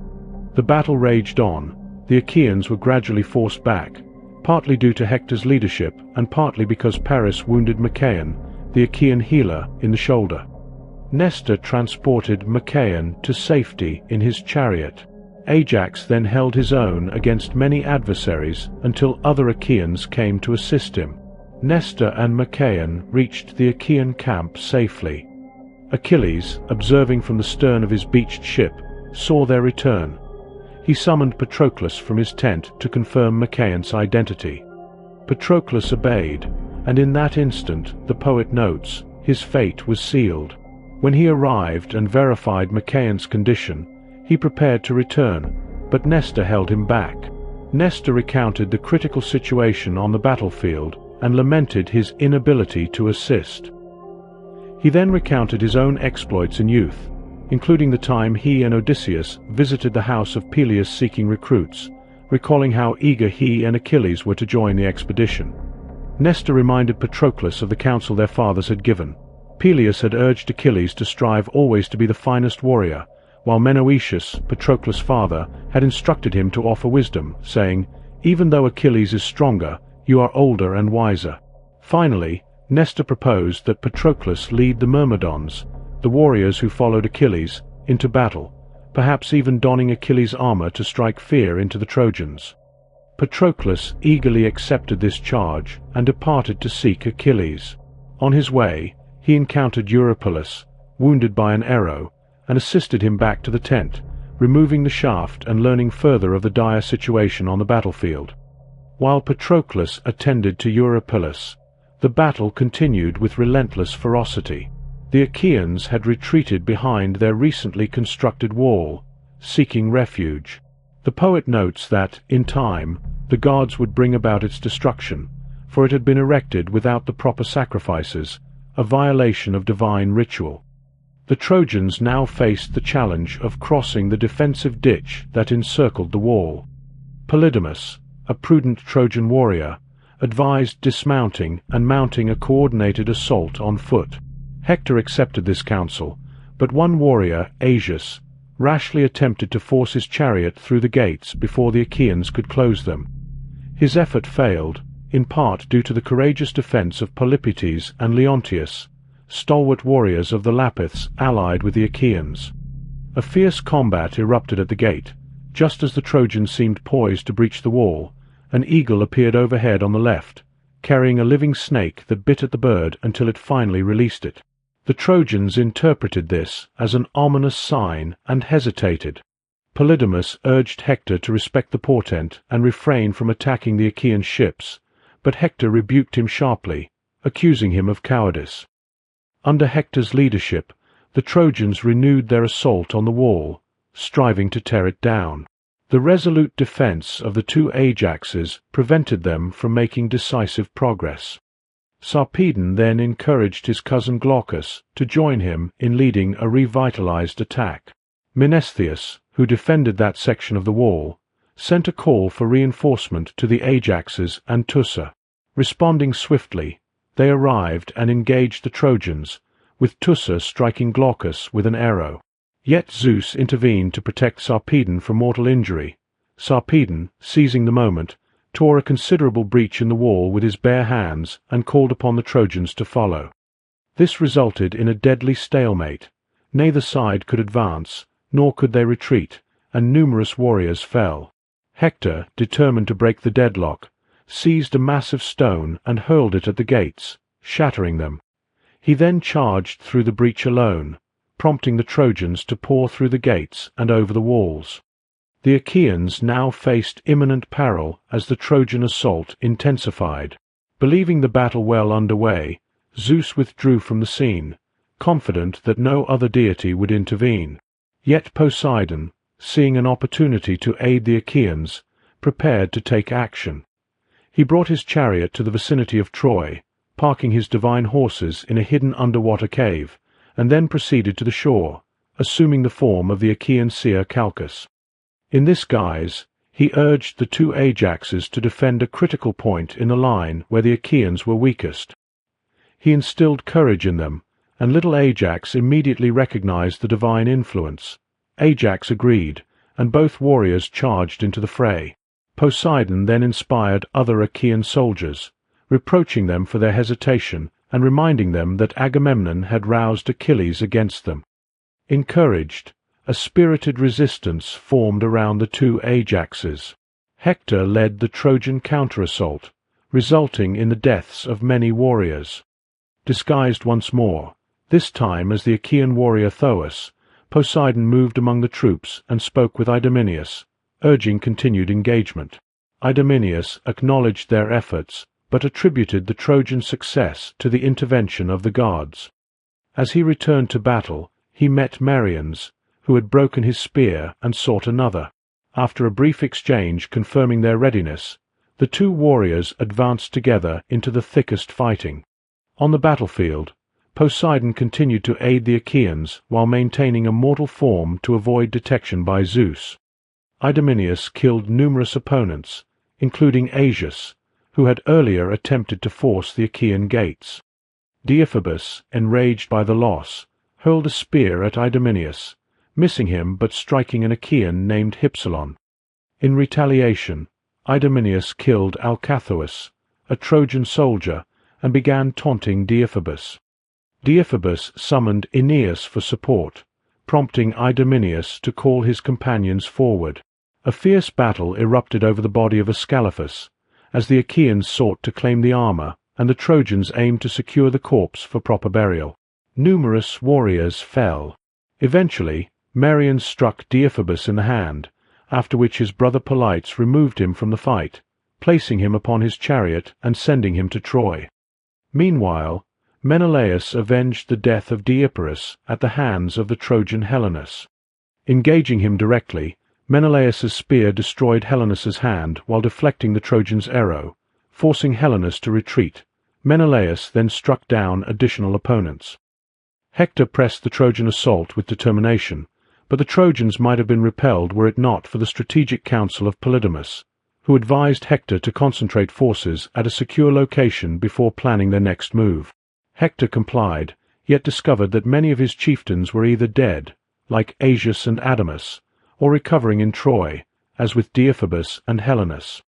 Paris remained, prompting Hector to chastise him for perceived cowardice. Paris protested that he was doing his utmost, and together they entered the heart of the conflict. As the engagement intensified, Ajax taunted Hector, and the Achaeans were heartened when an eagle flew past on the right, seen as a favorable omen. Hector responded with his own challenge, and both sides surged forward into renewed combat.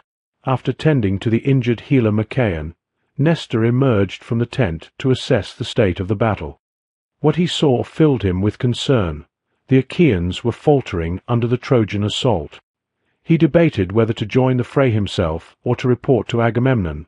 Ultimately, he chose to inform the Achaean commander. He found Agamemnon seated with Diomedes and Odysseus away from the fighting, all three bearing wounds. Nestor relayed the dire situation. Agamemnon despaired, suggesting that they begin moving the ships into the water to avoid further losses.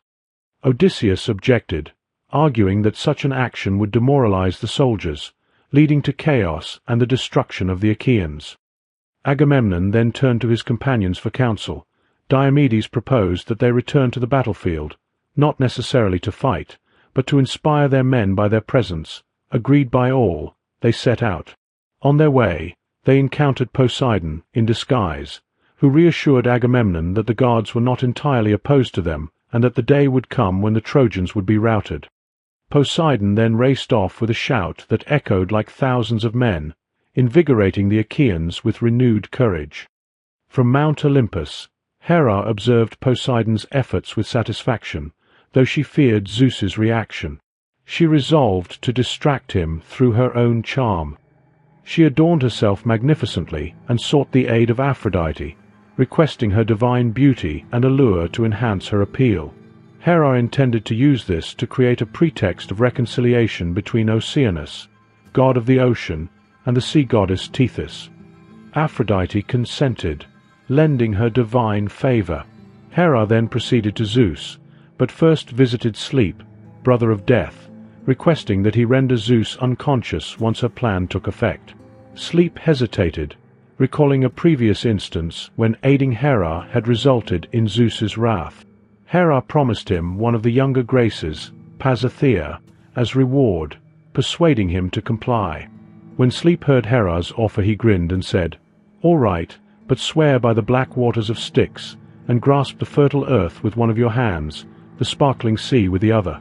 Through your touch the gods below with Cronus will bear witness that you have promised me a youthful Grace, Pasithea, the object of my dreams." The white-armed goddess did as Sleep requested. She swore, calling the names of all the gods, known as Titans, buried in Tartarus. After she completed her oath to Sleep, they left the town Imbros at Lemnos shore, and sped on their way, dense mist concealing both. Soon they approached Ida, mother of beasts. They moved from sea to strand on Lectos Point, where their immortal footfalls shook the high forests.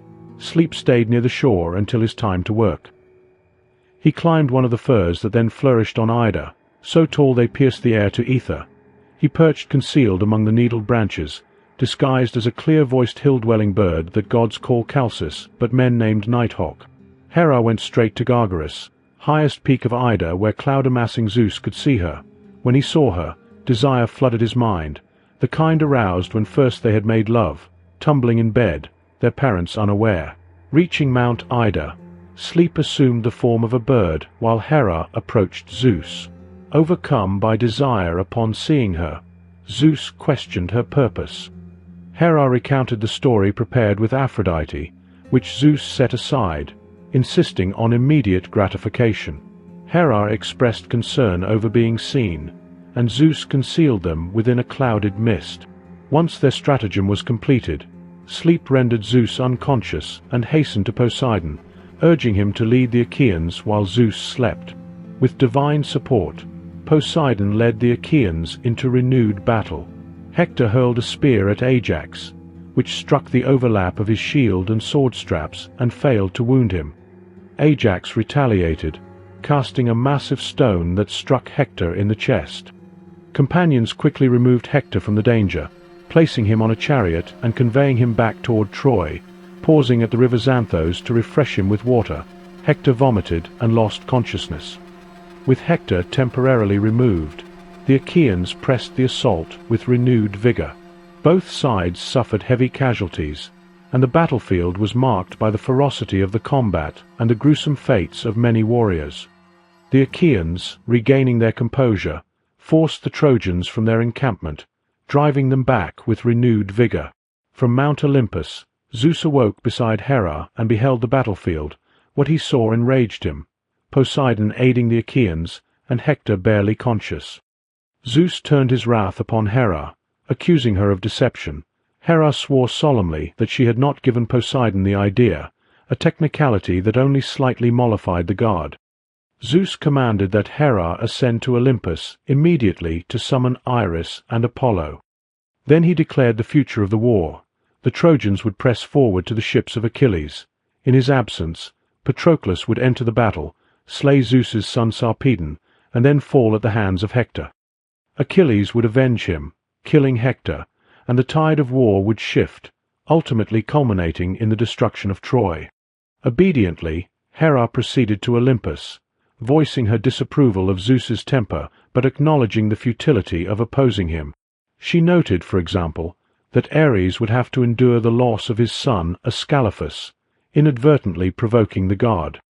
Ares raged and began to descend toward the battlefield, but Athena intercepted him, restraining his fury.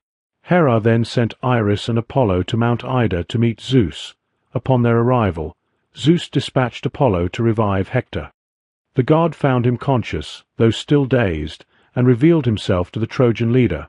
Apollo instructed Hector to return to battle, promising to clear a path for him. Invigorated, Hector pressed the Achaeans with renewed determination. The Achaean Thoas rallied the greatest warriors to resist, yet Apollo instilled such terror that many fled in fear. The Trojans slew numerous Achaeans and stripped them of their armor. Hector urged them onward toward the ultimate prize, the destruction of the Achaean ships, threatening to kill any who lagged behind. The Trojans surged into the Achaean camp, while Apollo assisted in dismantling the wall and filling the surrounding ditch with its debris. The Achaeans were forced back to the decks of their beached ships, defending themselves with long spears designed for naval combat. Witnessing the peril, Patroclus left the injured Eurypylus and hurried to seek Achilles. Meanwhile, Hector led a contingent of Trojans in an attempt to set fire to a ship defended by Ajax and others. Teucer attempted to shoot an arrow at Hector, but Zeus intervened, snapping the bowstring and causing the missile to veer astray. Hector, undeterred, exhorted the Trojans forward. Ajax, in turn, rallied the Achaeans, reminding them that this battle was one of life and death. Across the lines Ajax exhorted the Greeks. "For shame, Achaeans! Let us now either die or drive the Trojan threat away from our fleet. If Hector sets our ships afire, do you think that any of you will make it home on foot? You must have heard him rallying his men and goading them on to destroy our vessels. He leads his men here to fight, not to dance. There is only one way for us to answer: confront them hand to hand in close combat. Better to die soon before we collapse, exhausted after grueling hours of battle, beaten by lesser men who win our ships." Ajax's warning renewed the Greeks' ardor. The struggle became fierce and chaotic, with many soldiers falling on both sides. The Greeks backed to the ships. They held for a time behind the inland vessels till Trojans surged, forcing most defenders away from the crafts that lay in front, and drove them to the camps. But there the army stopped, restrained by shame and dread, frantically shouting to one another. Hector drove the Achaeans before him, yet they regrouped under Nestor's guidance. The combat at the ships intensified into close quarters, each man fighting desperately. The book closes with Ajax standing upon the deck, defending the Achaeans with a massive spear, warding off all who came against him. The speech inspired Trojans to fight even harder till Ajax could not withstand the missile's rain. Willing to die, he backed away, not far, 7 steps, to a bench above the decks. He took a stand on that and thrust his spear to keep Trojans carrying fire at bay. Unflagging Ajax urged his fellow warriors, "Fellow Achaean heroes, comrades of Ares, be men, my friends, renew your courage, your strength. Do we expect reinforcements to come, or a new wall to rise and spare us ruin? There is no wall of stone around this place to help protect us or turn the battle's tides, only a field of Trojans, heavily armed, and broad seas at our back that hem us in. Quitting will not save us, but strong hands may." He waved his bloody spear to beckon comrades. Whenever a Trojan bore down on the fleet, carrying hot fire as Hector commanded, Ajax's long pike was waiting to jab. His thrusts killed a dozen foes behind the ships. Patroclus reached Achilles in tears. Achilles, observing him, mocked his sorrow, but Patroclus defended himself, reproaching Achilles for his delay in action and requesting permission to lead the Myrmidons into battle, as Nestor had advised. Achilles granted this request, providing Patroclus with his armor, but imposed one strict condition. He was to drive the Trojans from the ships and go no further, for to exceed this limit would compromise Achilles' authority. Meanwhile, the Achaean Ajax, exhausted from defending his ship, withdrew, allowing the Trojans to set it ablaze, and seeing this, Achilles urged Patroclus to act without delay. Donning Achilles' armor, Patroclus took all his equipment except the spear, which only Achilles could wield with full effect. Achilles then organized the Myrmidons, giving them a rousing speech to prepare them for combat before returning to his hut to pray to Zeus. He asked that Patroclus receive courage and success, and that he return safely. Zeus granted the first part of the prayer, though the latter was denied. Patroclus led the Myrmidons into battle. The Trojans, deceived into believing it was Achilles himself, were seized by terror and driven back. The conflict escalated, marked by numerous brutal deaths. Patroclus struck down many Trojans, and Sarpedon, observing this, rebuked his fellow Lycians for their cowardice and resolved to confront Patroclus himself. From Mount Olympus, Zeus lamented his son Sarpedon's impending fate and considered rescuing him. Hera forbade him, warning that divine favoritism would spread among all gods for their children if he intervened. On the battlefield, Patroclus hurled his spear, killing Sarpedon's chariot driver. Sarpedon retaliated, killing Patroclus' horse, but missed with his second spear. Patroclus' next throw struck Sarpedon in the heart, felling him. The dark curtain of death fell as he spoke. Patroclus planted a foot on his chest, withdrew the spear and released Sarpedon's life. His soul and the spear's point came out together. With his dying breath, Sarpedon called on Glaucus to gather the Lycians and protect his body. Glaucus prayed to Apollo to heal a wound from an earlier arrow, which was granted. Restored, Glaucus rallied the Lycians and reminded the Trojan leaders of their obligation to Sarpedon's valor. A fierce struggle erupted around Sarpedon's corpse. Zeus darkened the sky and observed the battle, contemplating the moment to claim Patroclus, allowing him temporary glory. He instilled fear in Hector, turning the Trojans to flight, and sent Apollo to retrieve and cleanse Sarpedon's body before returning it to Lycia for proper burial. Patroclus pressed toward Troy, nearly breaching the city, but Apollo, standing upon the ramparts, forced him back, warning that he was acting against fate, that not even Achilles would capture the city. Heeding this, Patroclus withdrew. Hector, deliberating whether to retreat within the walls, was encouraged by Apollo, disguised as a Trojan warrior, to continue fighting on the plain. Hector returned to the fray and immediately encountered Patroclus. Patroclus struck, killing Hector's chariot driver, Cebriones. Hector leapt from his chariot, and a fierce melee erupted around the body, involving combatants from both sides. Apollo intervened, striking Patroclus between the shoulders, removing his helmet, breaking his spear, and dislodging his shield and breastplate. Never before had that splendid crested helmet fallen to earth during the days it guarded Achilles' head, but now Cronus' son granted it to Hector, proud spoils, though death was near for him as well. Apollo splintered the spear Patroclus waved, thick and strong though it was. He yanked the shield off his shoulders, breaking the strap that held it. Zeus's son tore Patroclus' breastplate loose, emptied his mind, softened his limbs' sinews, and left him helpless. Vulnerable, Patroclus was pierced in the back by Euphorbus, who fled. Hector then approached and dealt a mortal blow to Patroclus' abdomen. As he fell, Patroclus cursed Hector, declaring that he had been slain first by Apollo, then Euphorbus, and foretelling Hector's own death. "Barely alive," you answered, horseman Patroclus. "You should thank the immortals who handed you my life, Zeus and Apollo. They were my ruin. They easily took the armor from my body. Had they not, if 20 such as you had come, all 20 would have fallen under my spear. But wretched fate let Leto's son kill me. Euphorbus helped, so now you kill me third. I will say this for you to keep in mind. You too have little time left. Starting now, relentless fate and death will dog your heels until they claim you by Achilles' hand." Hector dismissed the warning, Patroclus died, and the battle surged onward, unresolved and ferocious. Menelaus engaged Euphorbus, the first man to strike Patroclus, over the fallen warrior's body. He slew Euphorbus and began stripping his armor, but the superior numbers of the Trojans compelled him to retreat, and he recognized the hand of Apollo aiding Hector. Menelaus then summoned Ajax to assist in defending Patroclus' body. By this point, however, it was too late to recover the armor, which Hector had already claimed. Ajax took position over Patroclus, forcing the Trojans to withdraw. Glaucus, outraged at Hector, denounced him as a coward and reproached the Lycians for their insufficient efforts in defending Sarpedon.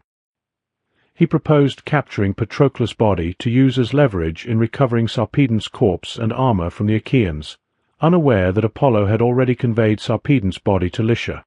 Hector rebuked Glaucus for his insolence, but nevertheless ordered his men to attempt to seize Patroclus' body. Before engaging further, Hector donned the armor he had stripped from Patroclus, the armor of Achilles. Zeus, observing Hector, felt pity and granted him strength for the immediate combat, though he knew the warrior's time was short. Fully armored, Hector led his troops into renewed assault, promising them the spoils of war.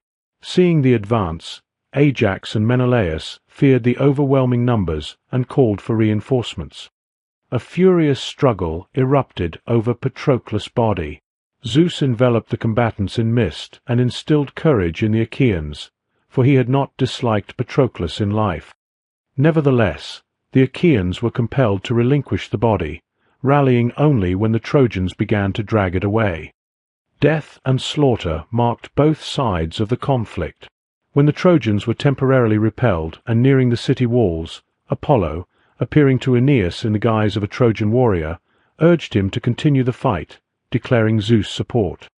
Recognizing the divine messenger, Aeneas rallied the Trojans to return to combat. Meanwhile, Achilles remained unaware of Patroclus' death, hoping to see his friend soon.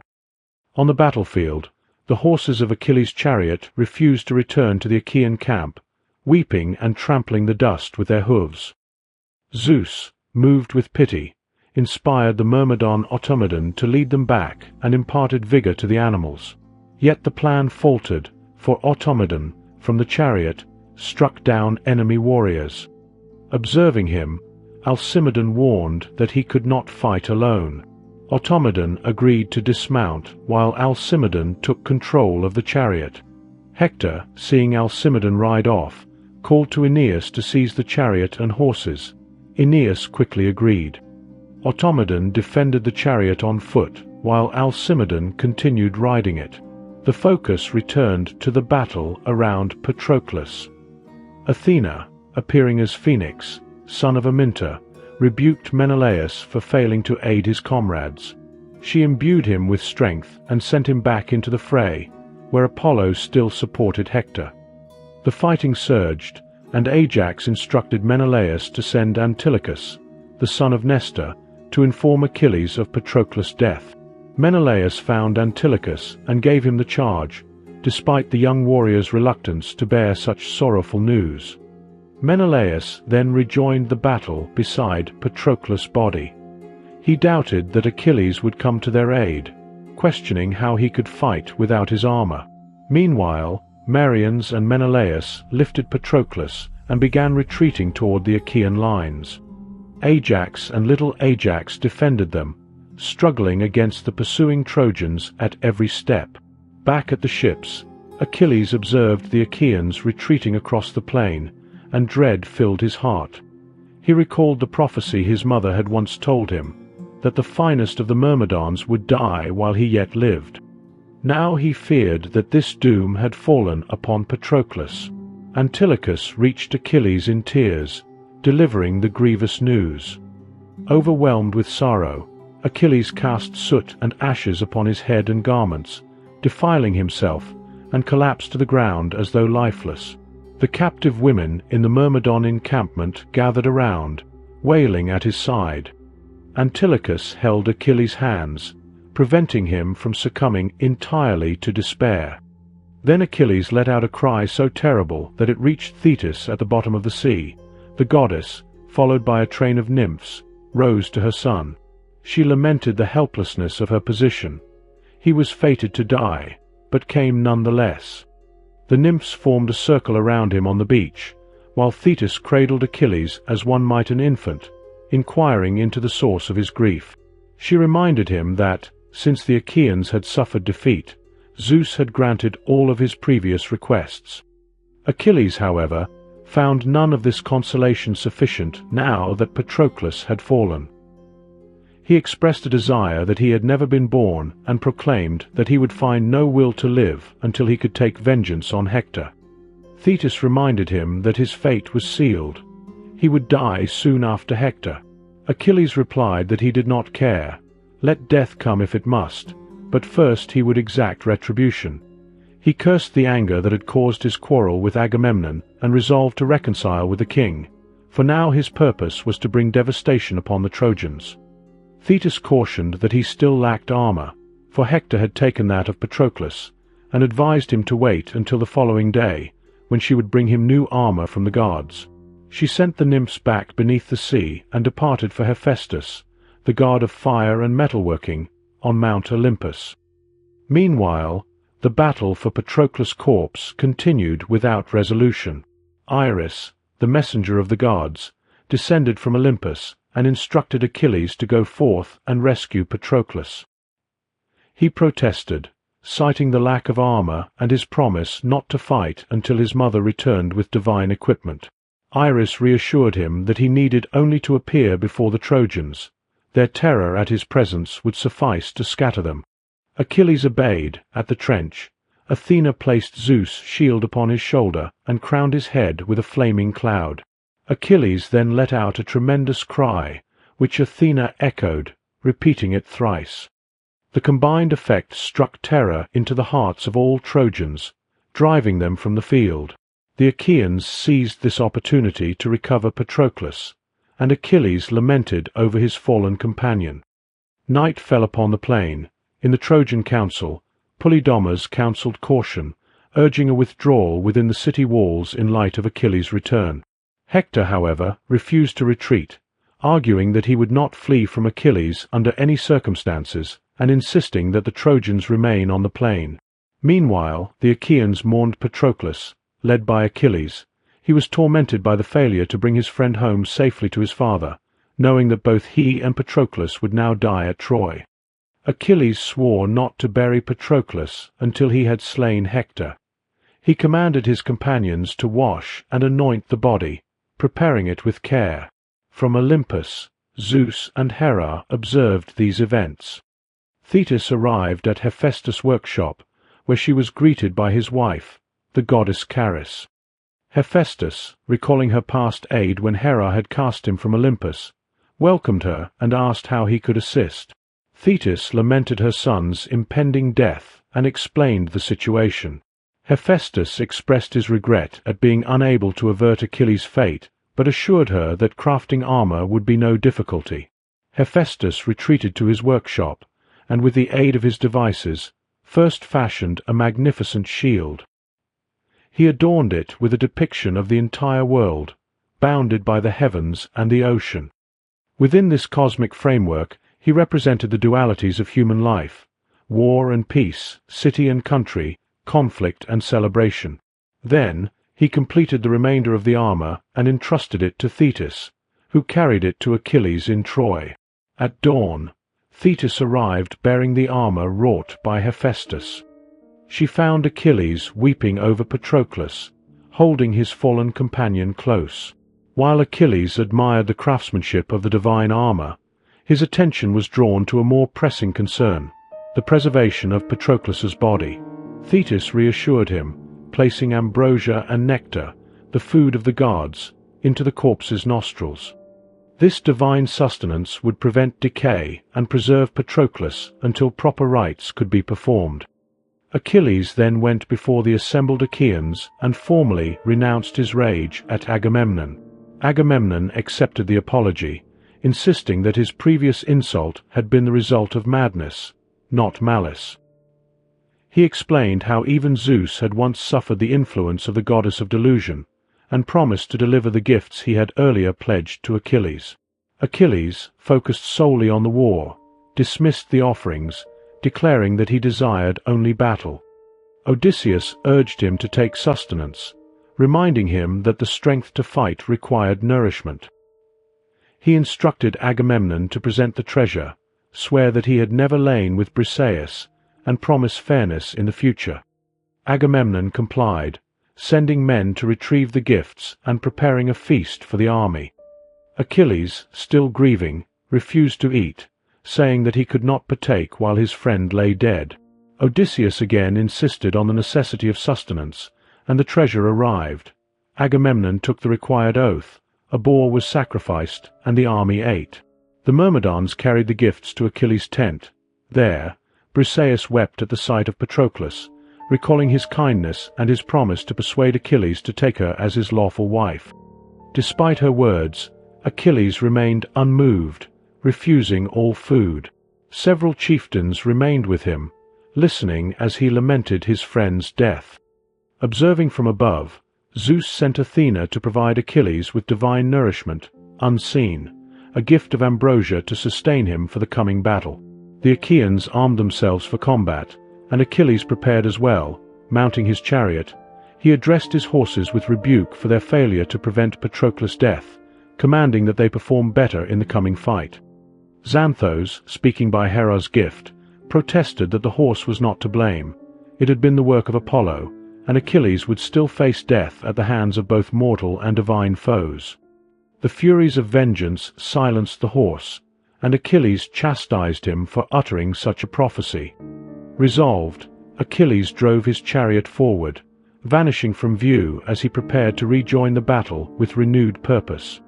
Zeus summoned all the gods to assembly, expressing concern that, now that Achilles had returned to battle in a state of uncontrollable rage, Troy might fall before its appointed time. He declared that the gods were free to intervene, ensuring that the conflict did not spiral beyond his design. Descending to the battlefield, the gods took sides. Athena, Hera, Poseidon, and Hermes supported the Achaeans, while Ares, Apollo, and Artemis aligned with the Trojans. Apollo assumed the form of Priam's son Lycaon and urged Aeneas to confront Achilles. "You once boasted you could face him," he said. "Now is your chance." Aeneas replied that he had fought Achilles before and would have been defeated had not the gods intervened. Apollo reminded him of his divine lineage as the son of Aphrodite and of Achilles' lesser divinity through Thetis, assuring him that victory was within reach. Fired with resolve, Aeneas charged at Achilles. Hera, observing, consulted with Poseidon about whether to intervene. Poseidon advised patience, stating that they should wait to see if Ares or Apollo attempted to act. Confident they could handle any such interference, the two gods observed from the sidelines. As Achilles and Aeneas approached one another, Achilles spoke, warning Aeneas to withdraw. Aeneas responded by recounting his noble ancestry at length, then declared that words had run their course and that they must fight. The two hurled their spears. Aeneas' spear glanced off Achilles' shield, while Achilles' spear pierced Aeneas' shield but passed harmlessly over his shoulder. Achilles drew his sword and advanced, while Aeneas lifted a great rock in defense. Poseidon, watching, turned to Athena and urged her to save Aeneas. He argued that the Trojan hero should not die merely because Apollo had persuaded him to challenge Achilles, noting that Aeneas had been a faithful recipient of sacrifices and that his lineage was fated to endure. Hera, indifferent, permitted Poseidon to act. Poseidon veiled Achilles' eyes in mist, lifted Aeneas, and carried him to safety on the battlefield's periphery, instructing him to remain out of combat until Achilles himself had fallen. Returning to Achilles, Poseidon removed the mist. Surprised by his vanished opponent, Achilles accepted the intervention and led the Achaeans with renewed ferocity. Meanwhile, Hector rallied the Trojans, but Apollo warned him not to confront Achilles directly. Hector complied, joining the ranks of his army rather than advancing alone. Achilles, at the forefront, cut through the Trojans with devastating effect. After he slew Hector's brother Polydorus, Hector lost his composure and, against Apollo's counsel, charged to confront Achilles. Achilles welcomed the challenge, taunting Hector to bring his attack. Hector acknowledged Achilles' prowess, but argued that a single fortunate strike might yet bring the hero down, reflecting the precarious role of chance in human affairs. Yet luck alone could not prevail. Athena deflected Hector's spear, and when Achilles attempted to strike, Apollo intervened to remove Hector from danger. Recognizing that he could not yet engage Hector directly, Achilles withdrew from the encounter with him and turned his attention to the other Trojans, continuing the slaughter with relentless force. Achilles pressed the Trojans against the river Xanthos, also known as Scamander, driving half toward the city and forcing the remainder into the river itself. Immersed in the water, he struck down his enemies with relentless fury, turning the current crimson with blood. After exhausting his assault, he seized 12 young Trojans, bound them, and entrusted them to companions to be taken back to the ships as prisoners. At that moment he noticed a familiar figure climbing onto the bank, Lycaon, a son of Priam. Achilles had captured Lycaon previously and sold him into slavery, but he had been ransomed and returned to Troy 11 days earlier. Achilles hurled his spear, yet Lycaon evaded it, seizing Achilles' knees and pleading for mercy. Achilles delivered a grim speech, declaring that he would die in time as well, and struck Lycaon down with his sword, casting his body into the river, mocking the river's currents as they carried the corpse far to sea, leaving it unburied. Scamander, as a divine river, seethed, though initially no consequence followed. Next, Achilles encountered Asteropaeus, who boasted of his heritage as the son of the river Axios. Achilles replied that his own lineage was far greater, tracing back to Zeus. He slew Asteropaeus and cast his body into Scamander. Enraged, the river implored Achilles to cease polluting its waters with corpses. Achilles dismissed the warning, vowing to continue his slaughter. Scamander appealed to Apollo to protect the Trojans until sunset. Achilles, incensed, waded into the river itself to strike at the water, but such a contest was perilous. Achilles jumped in the swirling current beneath the bank, but Xanthus quickened his flow. He rose, twisting his streams to gather bodies, the throngs Achilles slew and left in the water. He bellowed like a bull and hurled corpses on land, but safeguarded men still alive, hidden in great spiral eddies' depths. He reared and dashed Achilles, monstrous waves that drove against his shield until his feet lost touch with earth. Achilles grabbed an elm, lofty, broad, but Xanthus uprooted the tree, ripping away the bank, blocking his current with dense branches and leaves that formed a dam after they fell in. Achilles escaped the channel and started across the plain at a fast clip, terrified, but the river god bore down, a dark, watery wall, determined to stop Achilles' single-handed ruin of Troy. The son of Peleus jumped a spear throw ahead, as quick as a hunting black eagle's dive, the most powerful, fastest bird that flies. Achilles leapt that fast, causing his breastplate to clatter and clang. He veered, swerved on the plain, feet flying, but Xanthus followed, roaring louder. The river pursued him, forming waves that threatened to overwhelm him. He called upon Poseidon and Athena for aid. They reassured him that the river would not be his death, and instructed him to return to the ships after slaying Hector, rather than pressing on to seize Troy. Their counsel did not end the struggle. The river continued to menace him. Scamander summoned his brother, Simois, to assist, threatening to overwhelm Achilles. At this critical moment, Hera summoned Hephaestus, the god of fire and metal, who intervened by igniting the corpses upon the field. The resulting conflagration contained the rivers within their banks, while the vegetation along the shores was also consumed. Scamander, constrained, promised no further interference, and Hera withdrew Hephaestus from the scene. The gods themselves joined the battle. Ares attacked Athena but failed to penetrate her divine shield. In retaliation, Athena hurled a massive rock, striking him down. When Aphrodite attempted to extract Ares, Athena struck her, causing both deities to collapse. Poseidon confronted Apollo, questioning why he fought for the Trojans despite their history. Long ago, both Apollo and Poseidon had been enslaved by King Laomedon of Troy, compelled by Zeus to serve a year without recompense. Apollo tending the sheep on Mount Ida, Poseidon constructing the city walls, only to be denied payment. Poseidon could not comprehend Apollo's support for the Trojans, though Apollo declined to respond, avoiding direct conflict. Artemis mocked Apollo's hesitation until Hera reprimanded her and forced her to drop her bow and arrows. Artemis later complained to Zeus, who took no action. The gods withdrew and reassembled on Mount Olympus. Meanwhile, Achilles continued his massacre across the plain, driving the remaining Trojans toward the city. Priam, observing from the ramparts, ordered the gates opened in fear. Achilles might have stormed the city then, were it not for Apollo, who empowered the Trojan hero Agenor.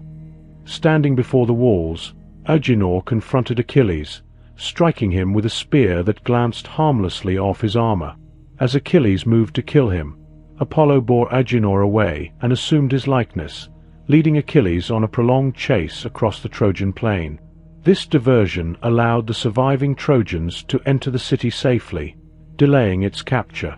Achilles pursued the Trojans to the walls of Troy, only to discover that Apollo had deceived him. Enraged, he charged forward. From the ramparts, Priam caught sight of the Achaean warrior and called out to Hector, who had remained outside the walls to confront him. Priam implored his son to seek safety within the city, warning that his death would herald the destruction of Troy. Hector's mother, present upon the walls, revealed her breast as a reminder of the life she had given him and pleaded for him to take refuge inside. Yet Hector, consumed by pride and defiance, ignored their entreaties. He had rejected Polydamas' counsel from the previous night, which had warned against lingering on the plain once Achilles returned to the fight. Hector resolved that it would be better to strike Achilles now than face him later. He briefly considered offering Helen and treasures in exchange for his life, but dismissed the thought, knowing that Achilles would grant him no mercy. As Achilles approached, however, Hector's courage faltered. He fled, running 3 times around the walls of Troy with Achilles close behind. On Olympus, Zeus debated whether to intervene and spare Hector, but Athena vehemently insisted that fate must take its course. Zeus, feigning amusement, permitted her to act as she would. The chase continued like a harrowing nightmare, Achilles unable to overtake, Hector unable to escape. On the 4th circuit, Zeus lifted the golden scales of fate, weighing the destinies of the 2 warriors. Hector's fate descended heavily toward death. Athena then appeared beside Achilles, assuring him of imminent victory, before assuming the form of Deiphobus, Hector's brother, to support him. Hector, believing Deiphobus had come to fight alongside him, gained renewed courage and confronted Achilles. He proposed a pact. Should he fall, Achilles might strip his armor but would allow his body a proper burial. Achilles, however, scorned the idea, declaring that no pacts are made between humans and lions. They engaged in combat. Achilles cast his spear, which Hector evaded. Unseen by Hector, Athena returned the spear to Achilles. Hector threw his own spear, deflected by Achilles' shield. Calling on Deiphobus for another weapon, Hector realized too late that he had been deceived and that his doom was inevitable. Still, he resolved to fight to the end. Charging with his sword, Hector met Achilles' spear in his neck, narrowly avoiding the windpipe. Mortally wounded, he retained speech and pleaded once more for the protection of his body from dogs.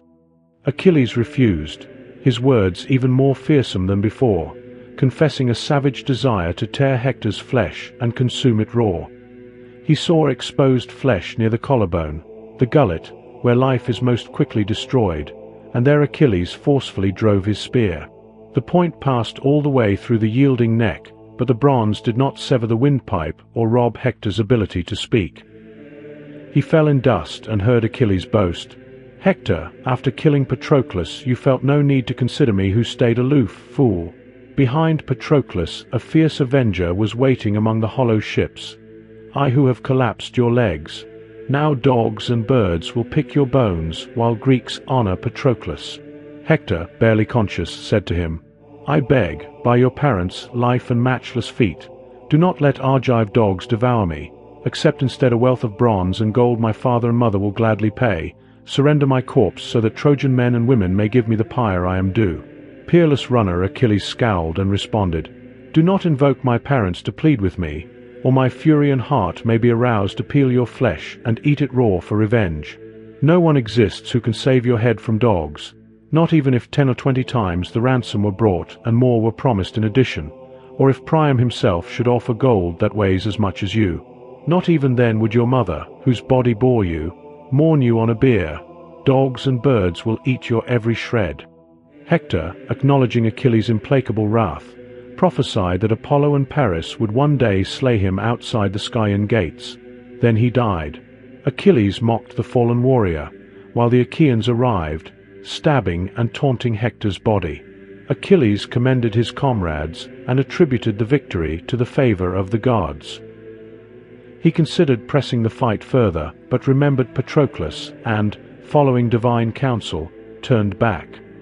After Achilles removed Hector's armor, he stood among Greek warriors and spoke, "My friends, leaders and chiefs of the Greek army, now that the gods have let me destroy the Trojan who damaged us more than all the rest combined, we could approach the wall in arms to test the Trojans' will and learn what they intend. With Hector dead they might abandon Troy, or they may hold despite their champion's death. But wait, I should not consider such things now. Patroclus' corpse lies at the ships without rites or tears, a friend I will not forget as long as I am alive and my legs have strength. If the dead in Hades have memory, I will remember my friend when I am there.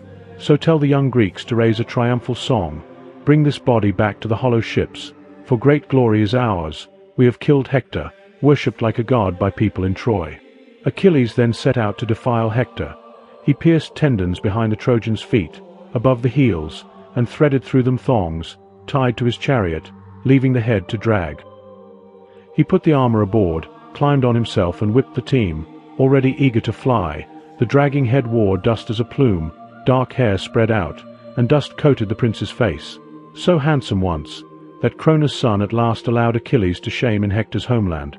In a final act of desecration, Achilles severed the tendons at the heels of Hector's body, threading rawhide cords through them and attaching the corpse to his chariot. He dragged it across the plain, the head scraping in the dust. From the walls, Hector's mother tore her hair in despair. Priam was restrained from leaping over the battlements, groveling in the mud in anguish, desperate to reclaim his son.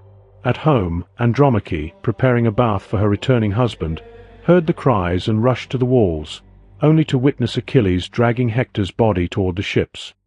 She lamented bitterly, foreseeing the grim fate of their child without his father's protection. When Achilles and his men returned to the camp, he did not immediately allow the Myrmidons to remove their armor. Instead, he commanded them to drive around the body of Patroclus, paying their final respects in solemn farewell. Achilles remained beside the corpse, mourning deeply, and vowed to sacrifice his 12 Trojan prisoners in honor of his fallen comrade. Before them all, he cast Hector face down into the dust, a further tribute to Patroclus's memory.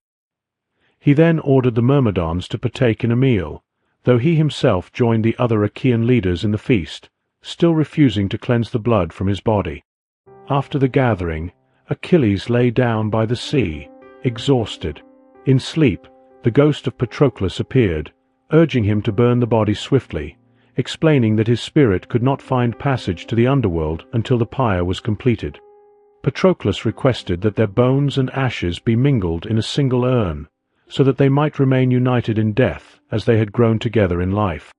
Achilles attempted to embrace the apparition, but his hands passed through it. With a mournful cry, the ghost vanished, and he awoke to the dawn. That day, the Achaeans prepared a pyre for Patroclus. Standing beside it, Achilles cut a lock of hair he had intended to offer to the river Spercheios upon his return home. Now, knowing he would not go back, he placed the lock in Patroclus's hand. He dismissed the rank-and-file soldiers to their meal, retaining only the chieftains to witness the funeral rites. On the pyre, he sacrificed many animals, along with the 12 Trojan prisoners. Achilles boasted to Patroclus that he would feed Hector to the dogs. Unknown to Achilles, Aphrodite shielded Hector's body from wild animals, while Apollo covered it with a protective cloud to shield it from the sun. Meanwhile, Patroclus's pyre would not ignite until Achilles prayed to the north and west winds to act as bellows. Iris delivered his invocation, and the flames rose, burning through the night. At dawn, Achilles, having briefly succumbed to sleep, instructed that the fire be quenched with wine.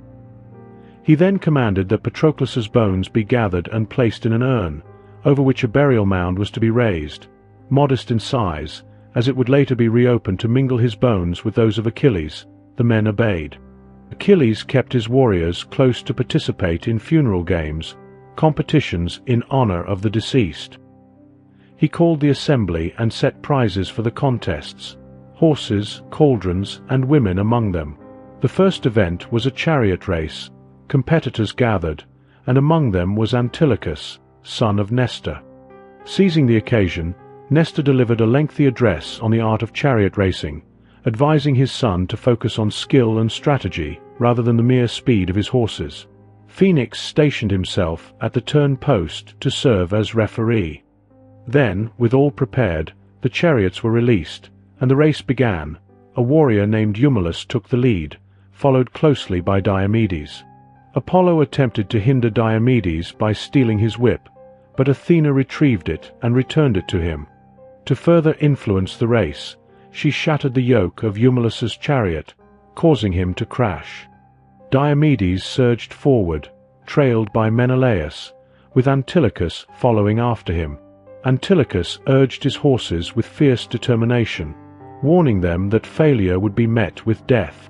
The animals responded with remarkable speed.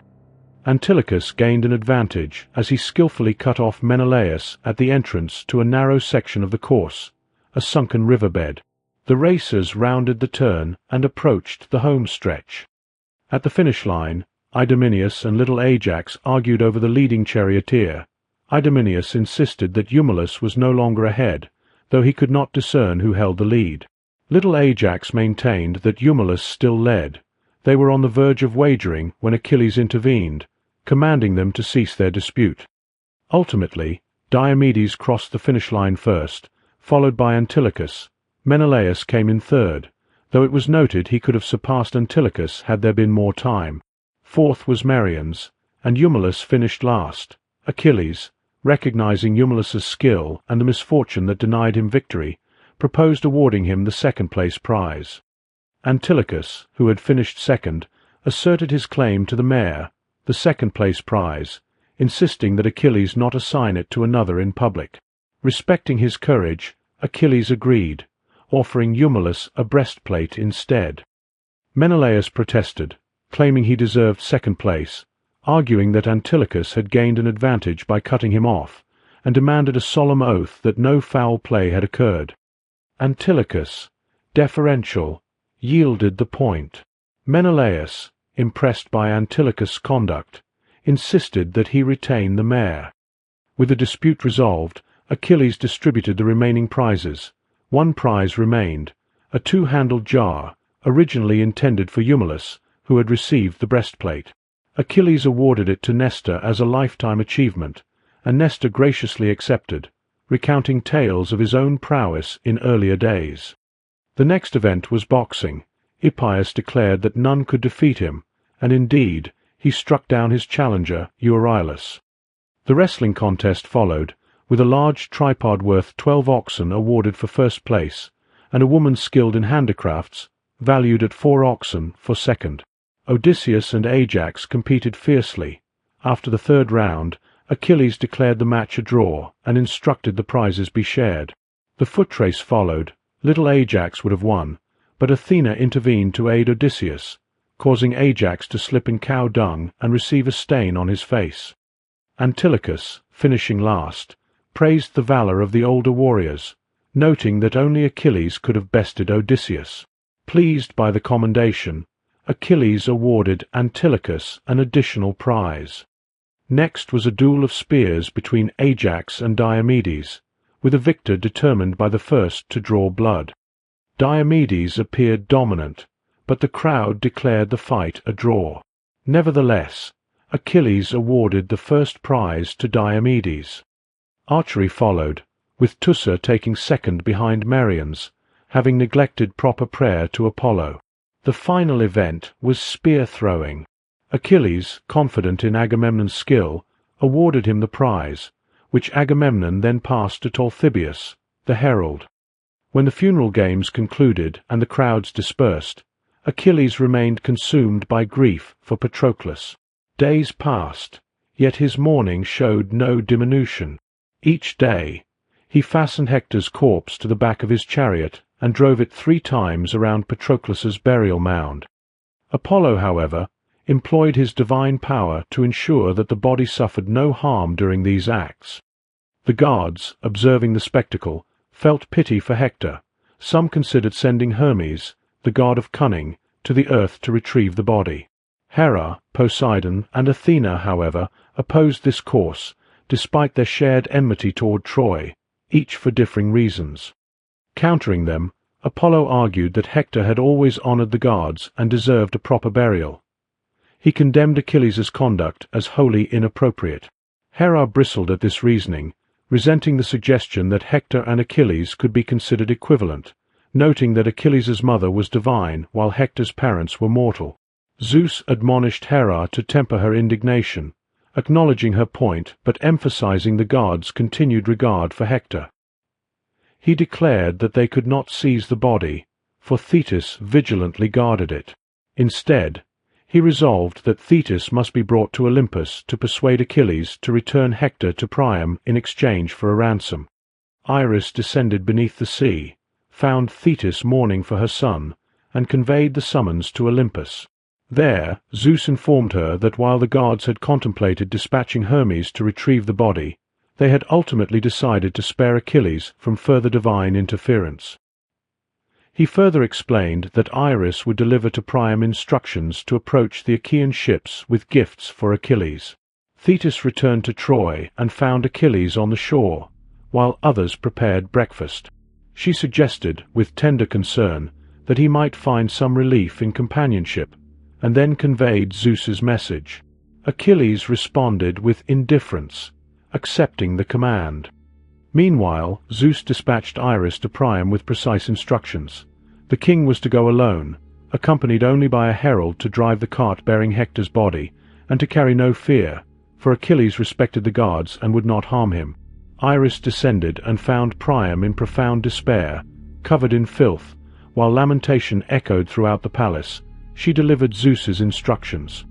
Priam then commanded his sons to prepare the cart.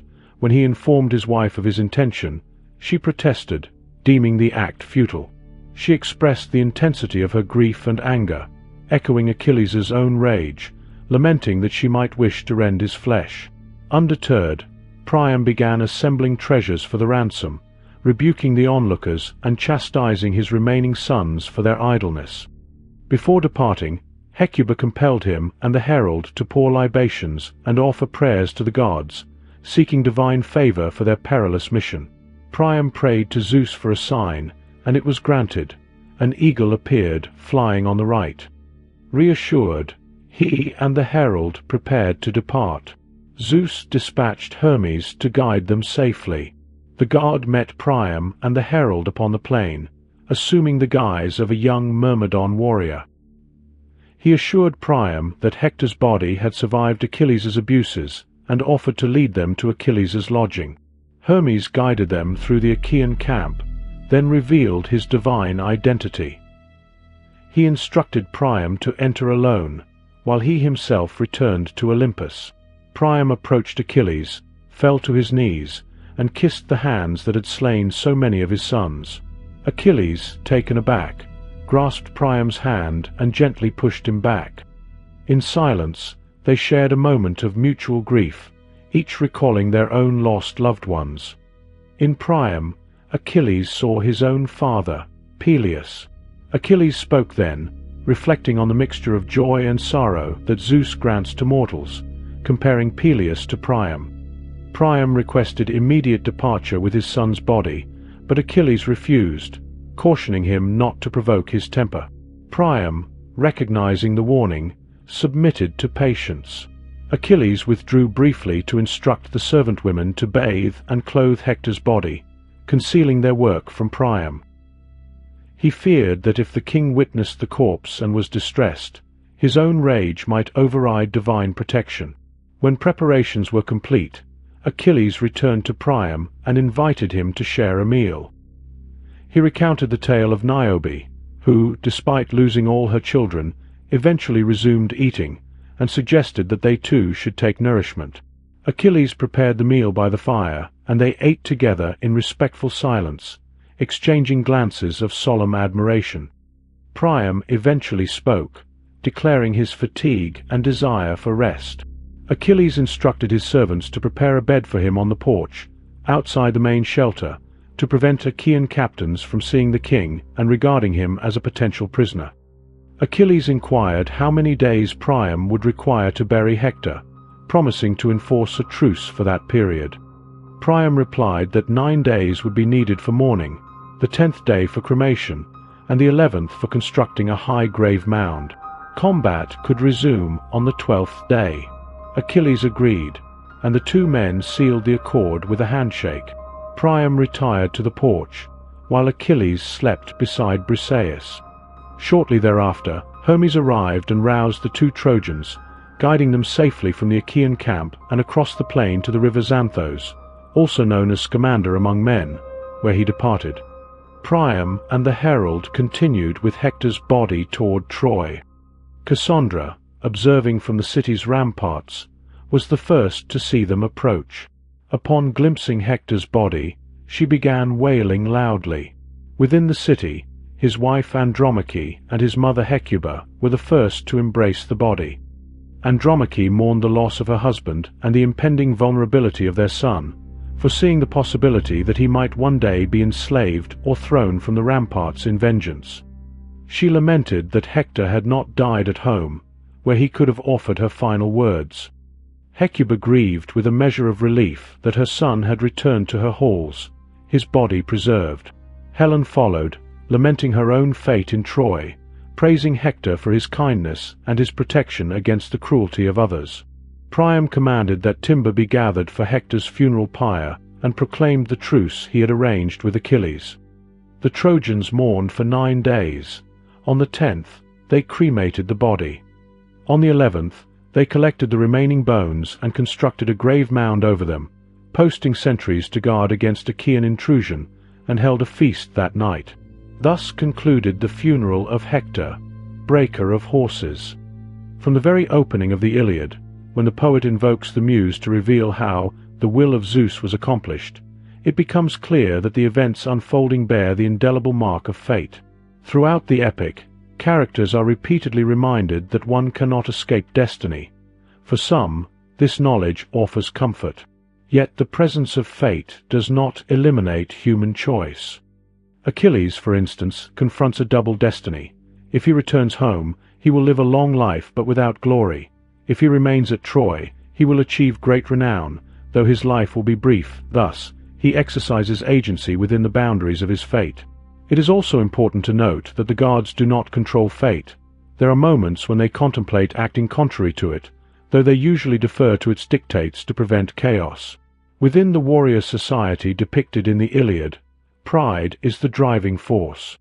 Nearly all of the male characters are motivated by concern for their social standing. Exceptions exist, such as Patroclus, who fights for the Achaeans out of compassion, and Priam, who acts from love for his son. Pride is often depicted as a destructive force. It fuels the conflict between Achilles and Agamemnon and compels Hector to disregard Polydamas' counsel, keeping the Trojans exposed on the plain.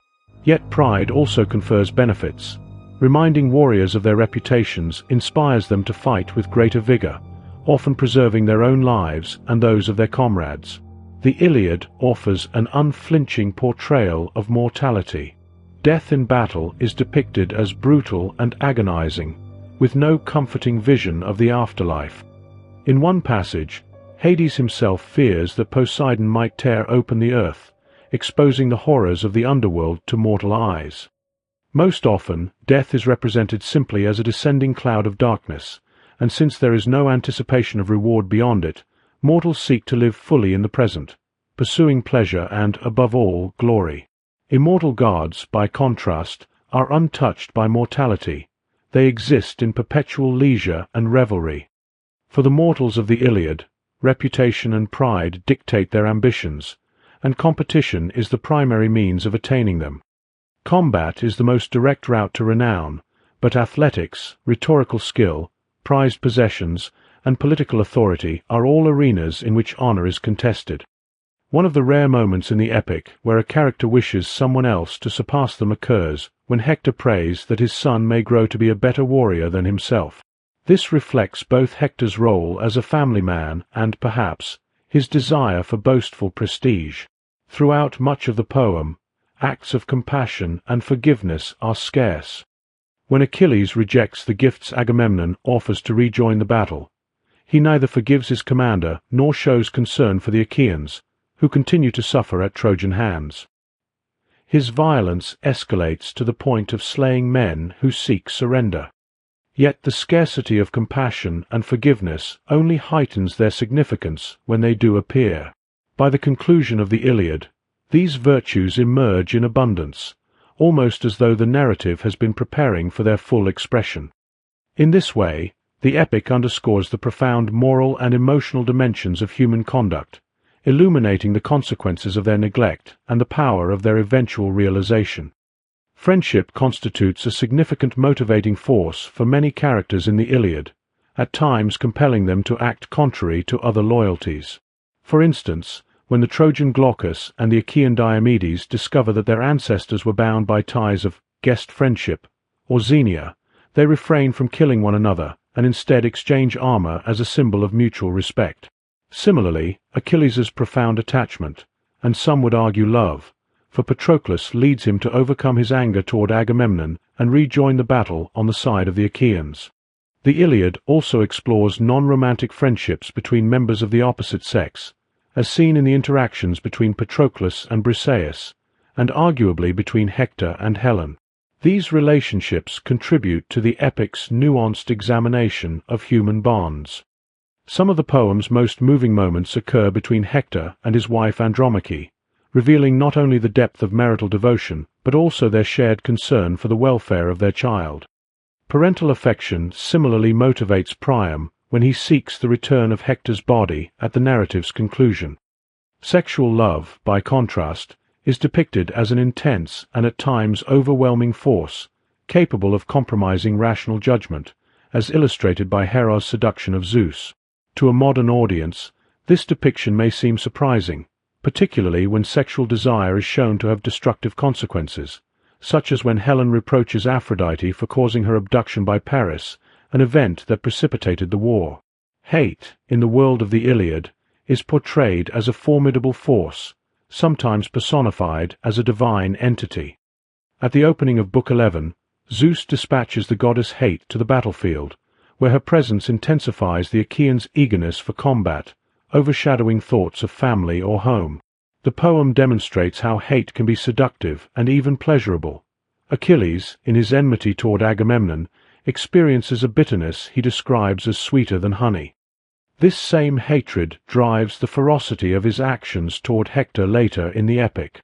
Yet, as the narrative's closing scenes illustrate, even the most powerful hatred is not inexorable. In this respect, scholars have occasionally described the Iliad as an early work of anti-war literature. While it portrays combat in a starkly unflinching manner, emphasizing its brutality and the suffering it causes, the description is not fully anti-war. The epic presents warfare as an intrinsic element of human life, unavoidable and intertwined with mortality. The shield of Achilles, often interpreted as a microcosm of the world, underscores the inevitability of both conflict and death.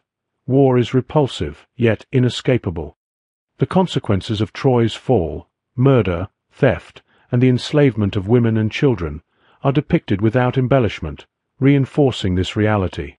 Divine presence permeates human existence in the Iliad. Many characters, such as Achilles, Aeneas, Sarpedon, and Helen, are children of gods and mortals, while others, like Tlepolemus, trace divine ancestry a few generations back. Mortality, however, remains inescapable. No mortal inherits immortality. Religious observance in this context is less about ethical obligation than maintaining reciprocal relationships. Mortals honor the gods through sacrifice and ritual, expecting divine favor in return. Nonetheless, the gods enforce certain fundamental standards, including hospitality, fidelity to oaths, and the proper treatment of the dead, sustaining a minimal moral framework amid the pervasive chaos of human and divine conflict. In the Iliad, food transcends mere sustenance, functioning as a potent symbol within the narrative. Meals are deeply embedded in the social and ritual life of the Achaean warriors, often governed by strict conventions of hospitality.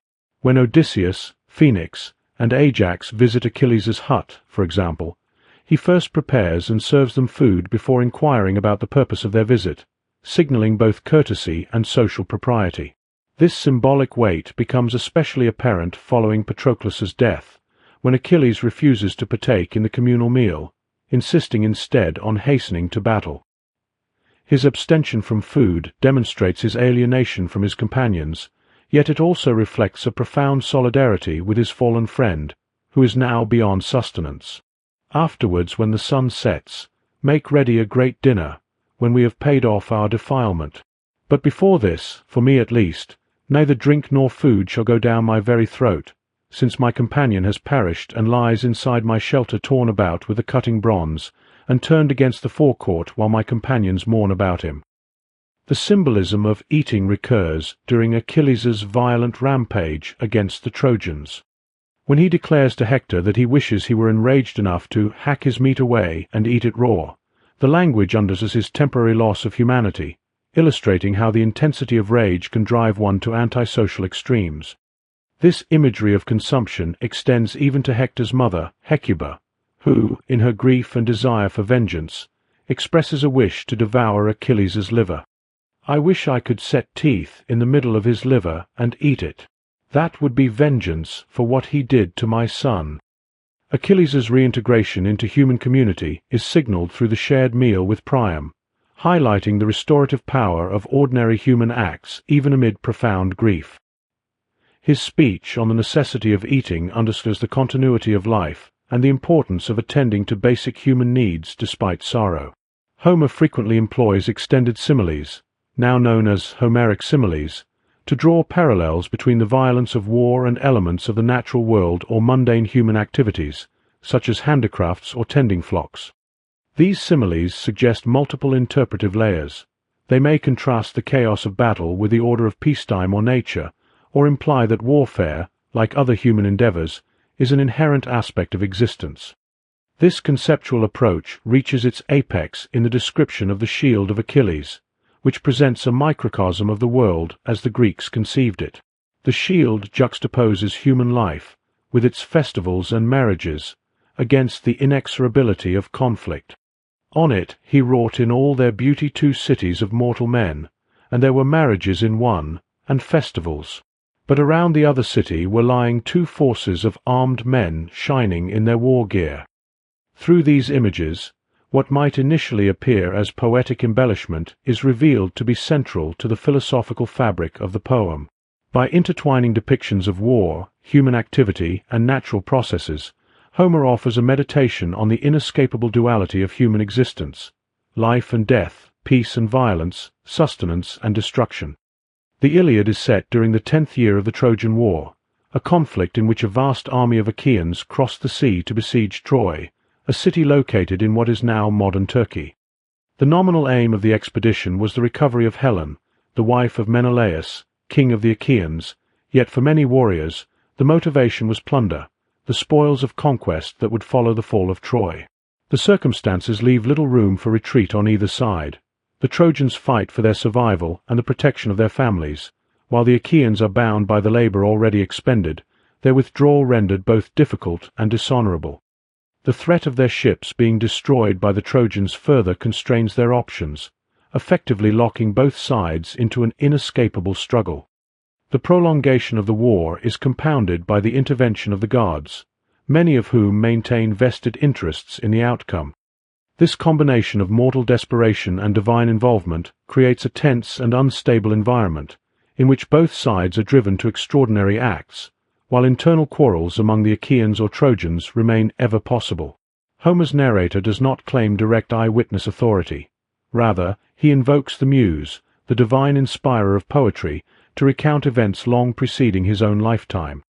Within this framework, Homer presents the actions and speech of mortals and deities with remarkable impartiality. He allows insight into the deliberations of key figures, though most understanding of their intentions emerges through dialogue, reminiscent of dramatic presentation. Both Achaeans and Trojans are observed, though with slightly greater attention to the Achaeans, and the gods themselves are portrayed with full personalities and motives, highlighting their influence on mortal affairs.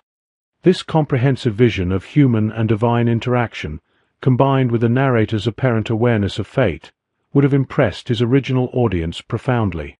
The Iliad is epic in form and scope, a lengthy narrative poem composed in dactylic hexameter, chronicling the heroic deeds of mortals, gods, and demigods. It is simultaneously a tragedy, focusing on the downfall of a great hero, Achilles, whose excessive anger, pride, and grief drive much of the narrative. Most of the poem qualifies as war drama, offering sustained reflection on the nature of combat, mortality, and human suffering. This focus contributes to the lofty tone that permeates the text. While the Iliad sustains a serious and elevated style, it is not devoid of humor. The petty rivalries and chatter among the gods, as well as certain speeches and actions of mortals, provide occasional levity. Yet these lighter moments serve to accentuate, rather than diminish, the overall solemnity of the poem. Homer's language, though formal and unfamiliar to modern readers, is generally precise and direct, once its distinctive patterns are understood. A defining feature of Homeric style is the extended simile, or Homeric simile, in which martial action is compared to familiar human or natural phenomena. The first example occurs in Book 2. They swarmed like bees that sally from some hollow cave and flit in countless throng among the spring flowers, bunched in knots and clusters. Even so did the mighty multitude pour from ships and tents to the assembly, and ranged themselves upon the wide-watered shore, while among them ran wildfire Rumour, messenger of Jove, urging them ever to the fore. Such similes have three essential components: the comparison itself, here the army is likened to bees, the detailed description of the likeness, the bees' movement and clustering, and a return to the original subject, the army.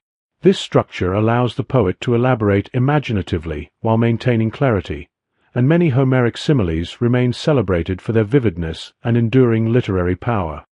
The title Iliad derives from Ilion, an alternative name for the city of Troy, rather than from any reference to a lion.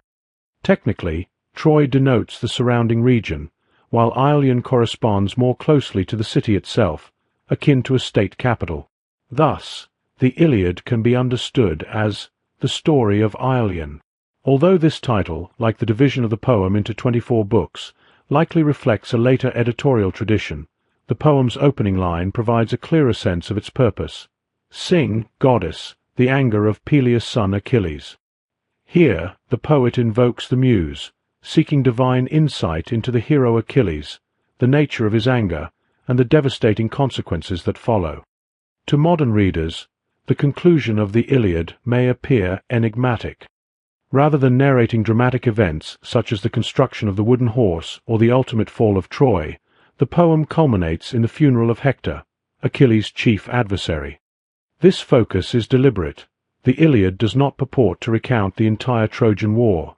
It is confined to a few critical weeks near the conflict's end. Within this period, the narrative centers intensely on Achilles, the preeminent warrior of the Achaeans, and on the repercussions of his anger. The return of Hector's body to the Trojans signifies the completion of this cycle of anger. At the same time, the poem foreshadows Achilles' own imminent death, suggesting a sense of narrative closure regarding his life, even as many events remain unwitnessed. Ending with Hector's funeral also underscores broader thematic concerns, particularly the shared humanity that persists even amid enmity and war. While these themes invite deeper reflection, the Iliad allows readers to draw their own conclusions, leaving the full richness of its moral and philosophical insights to be discerned through careful engagement with the text.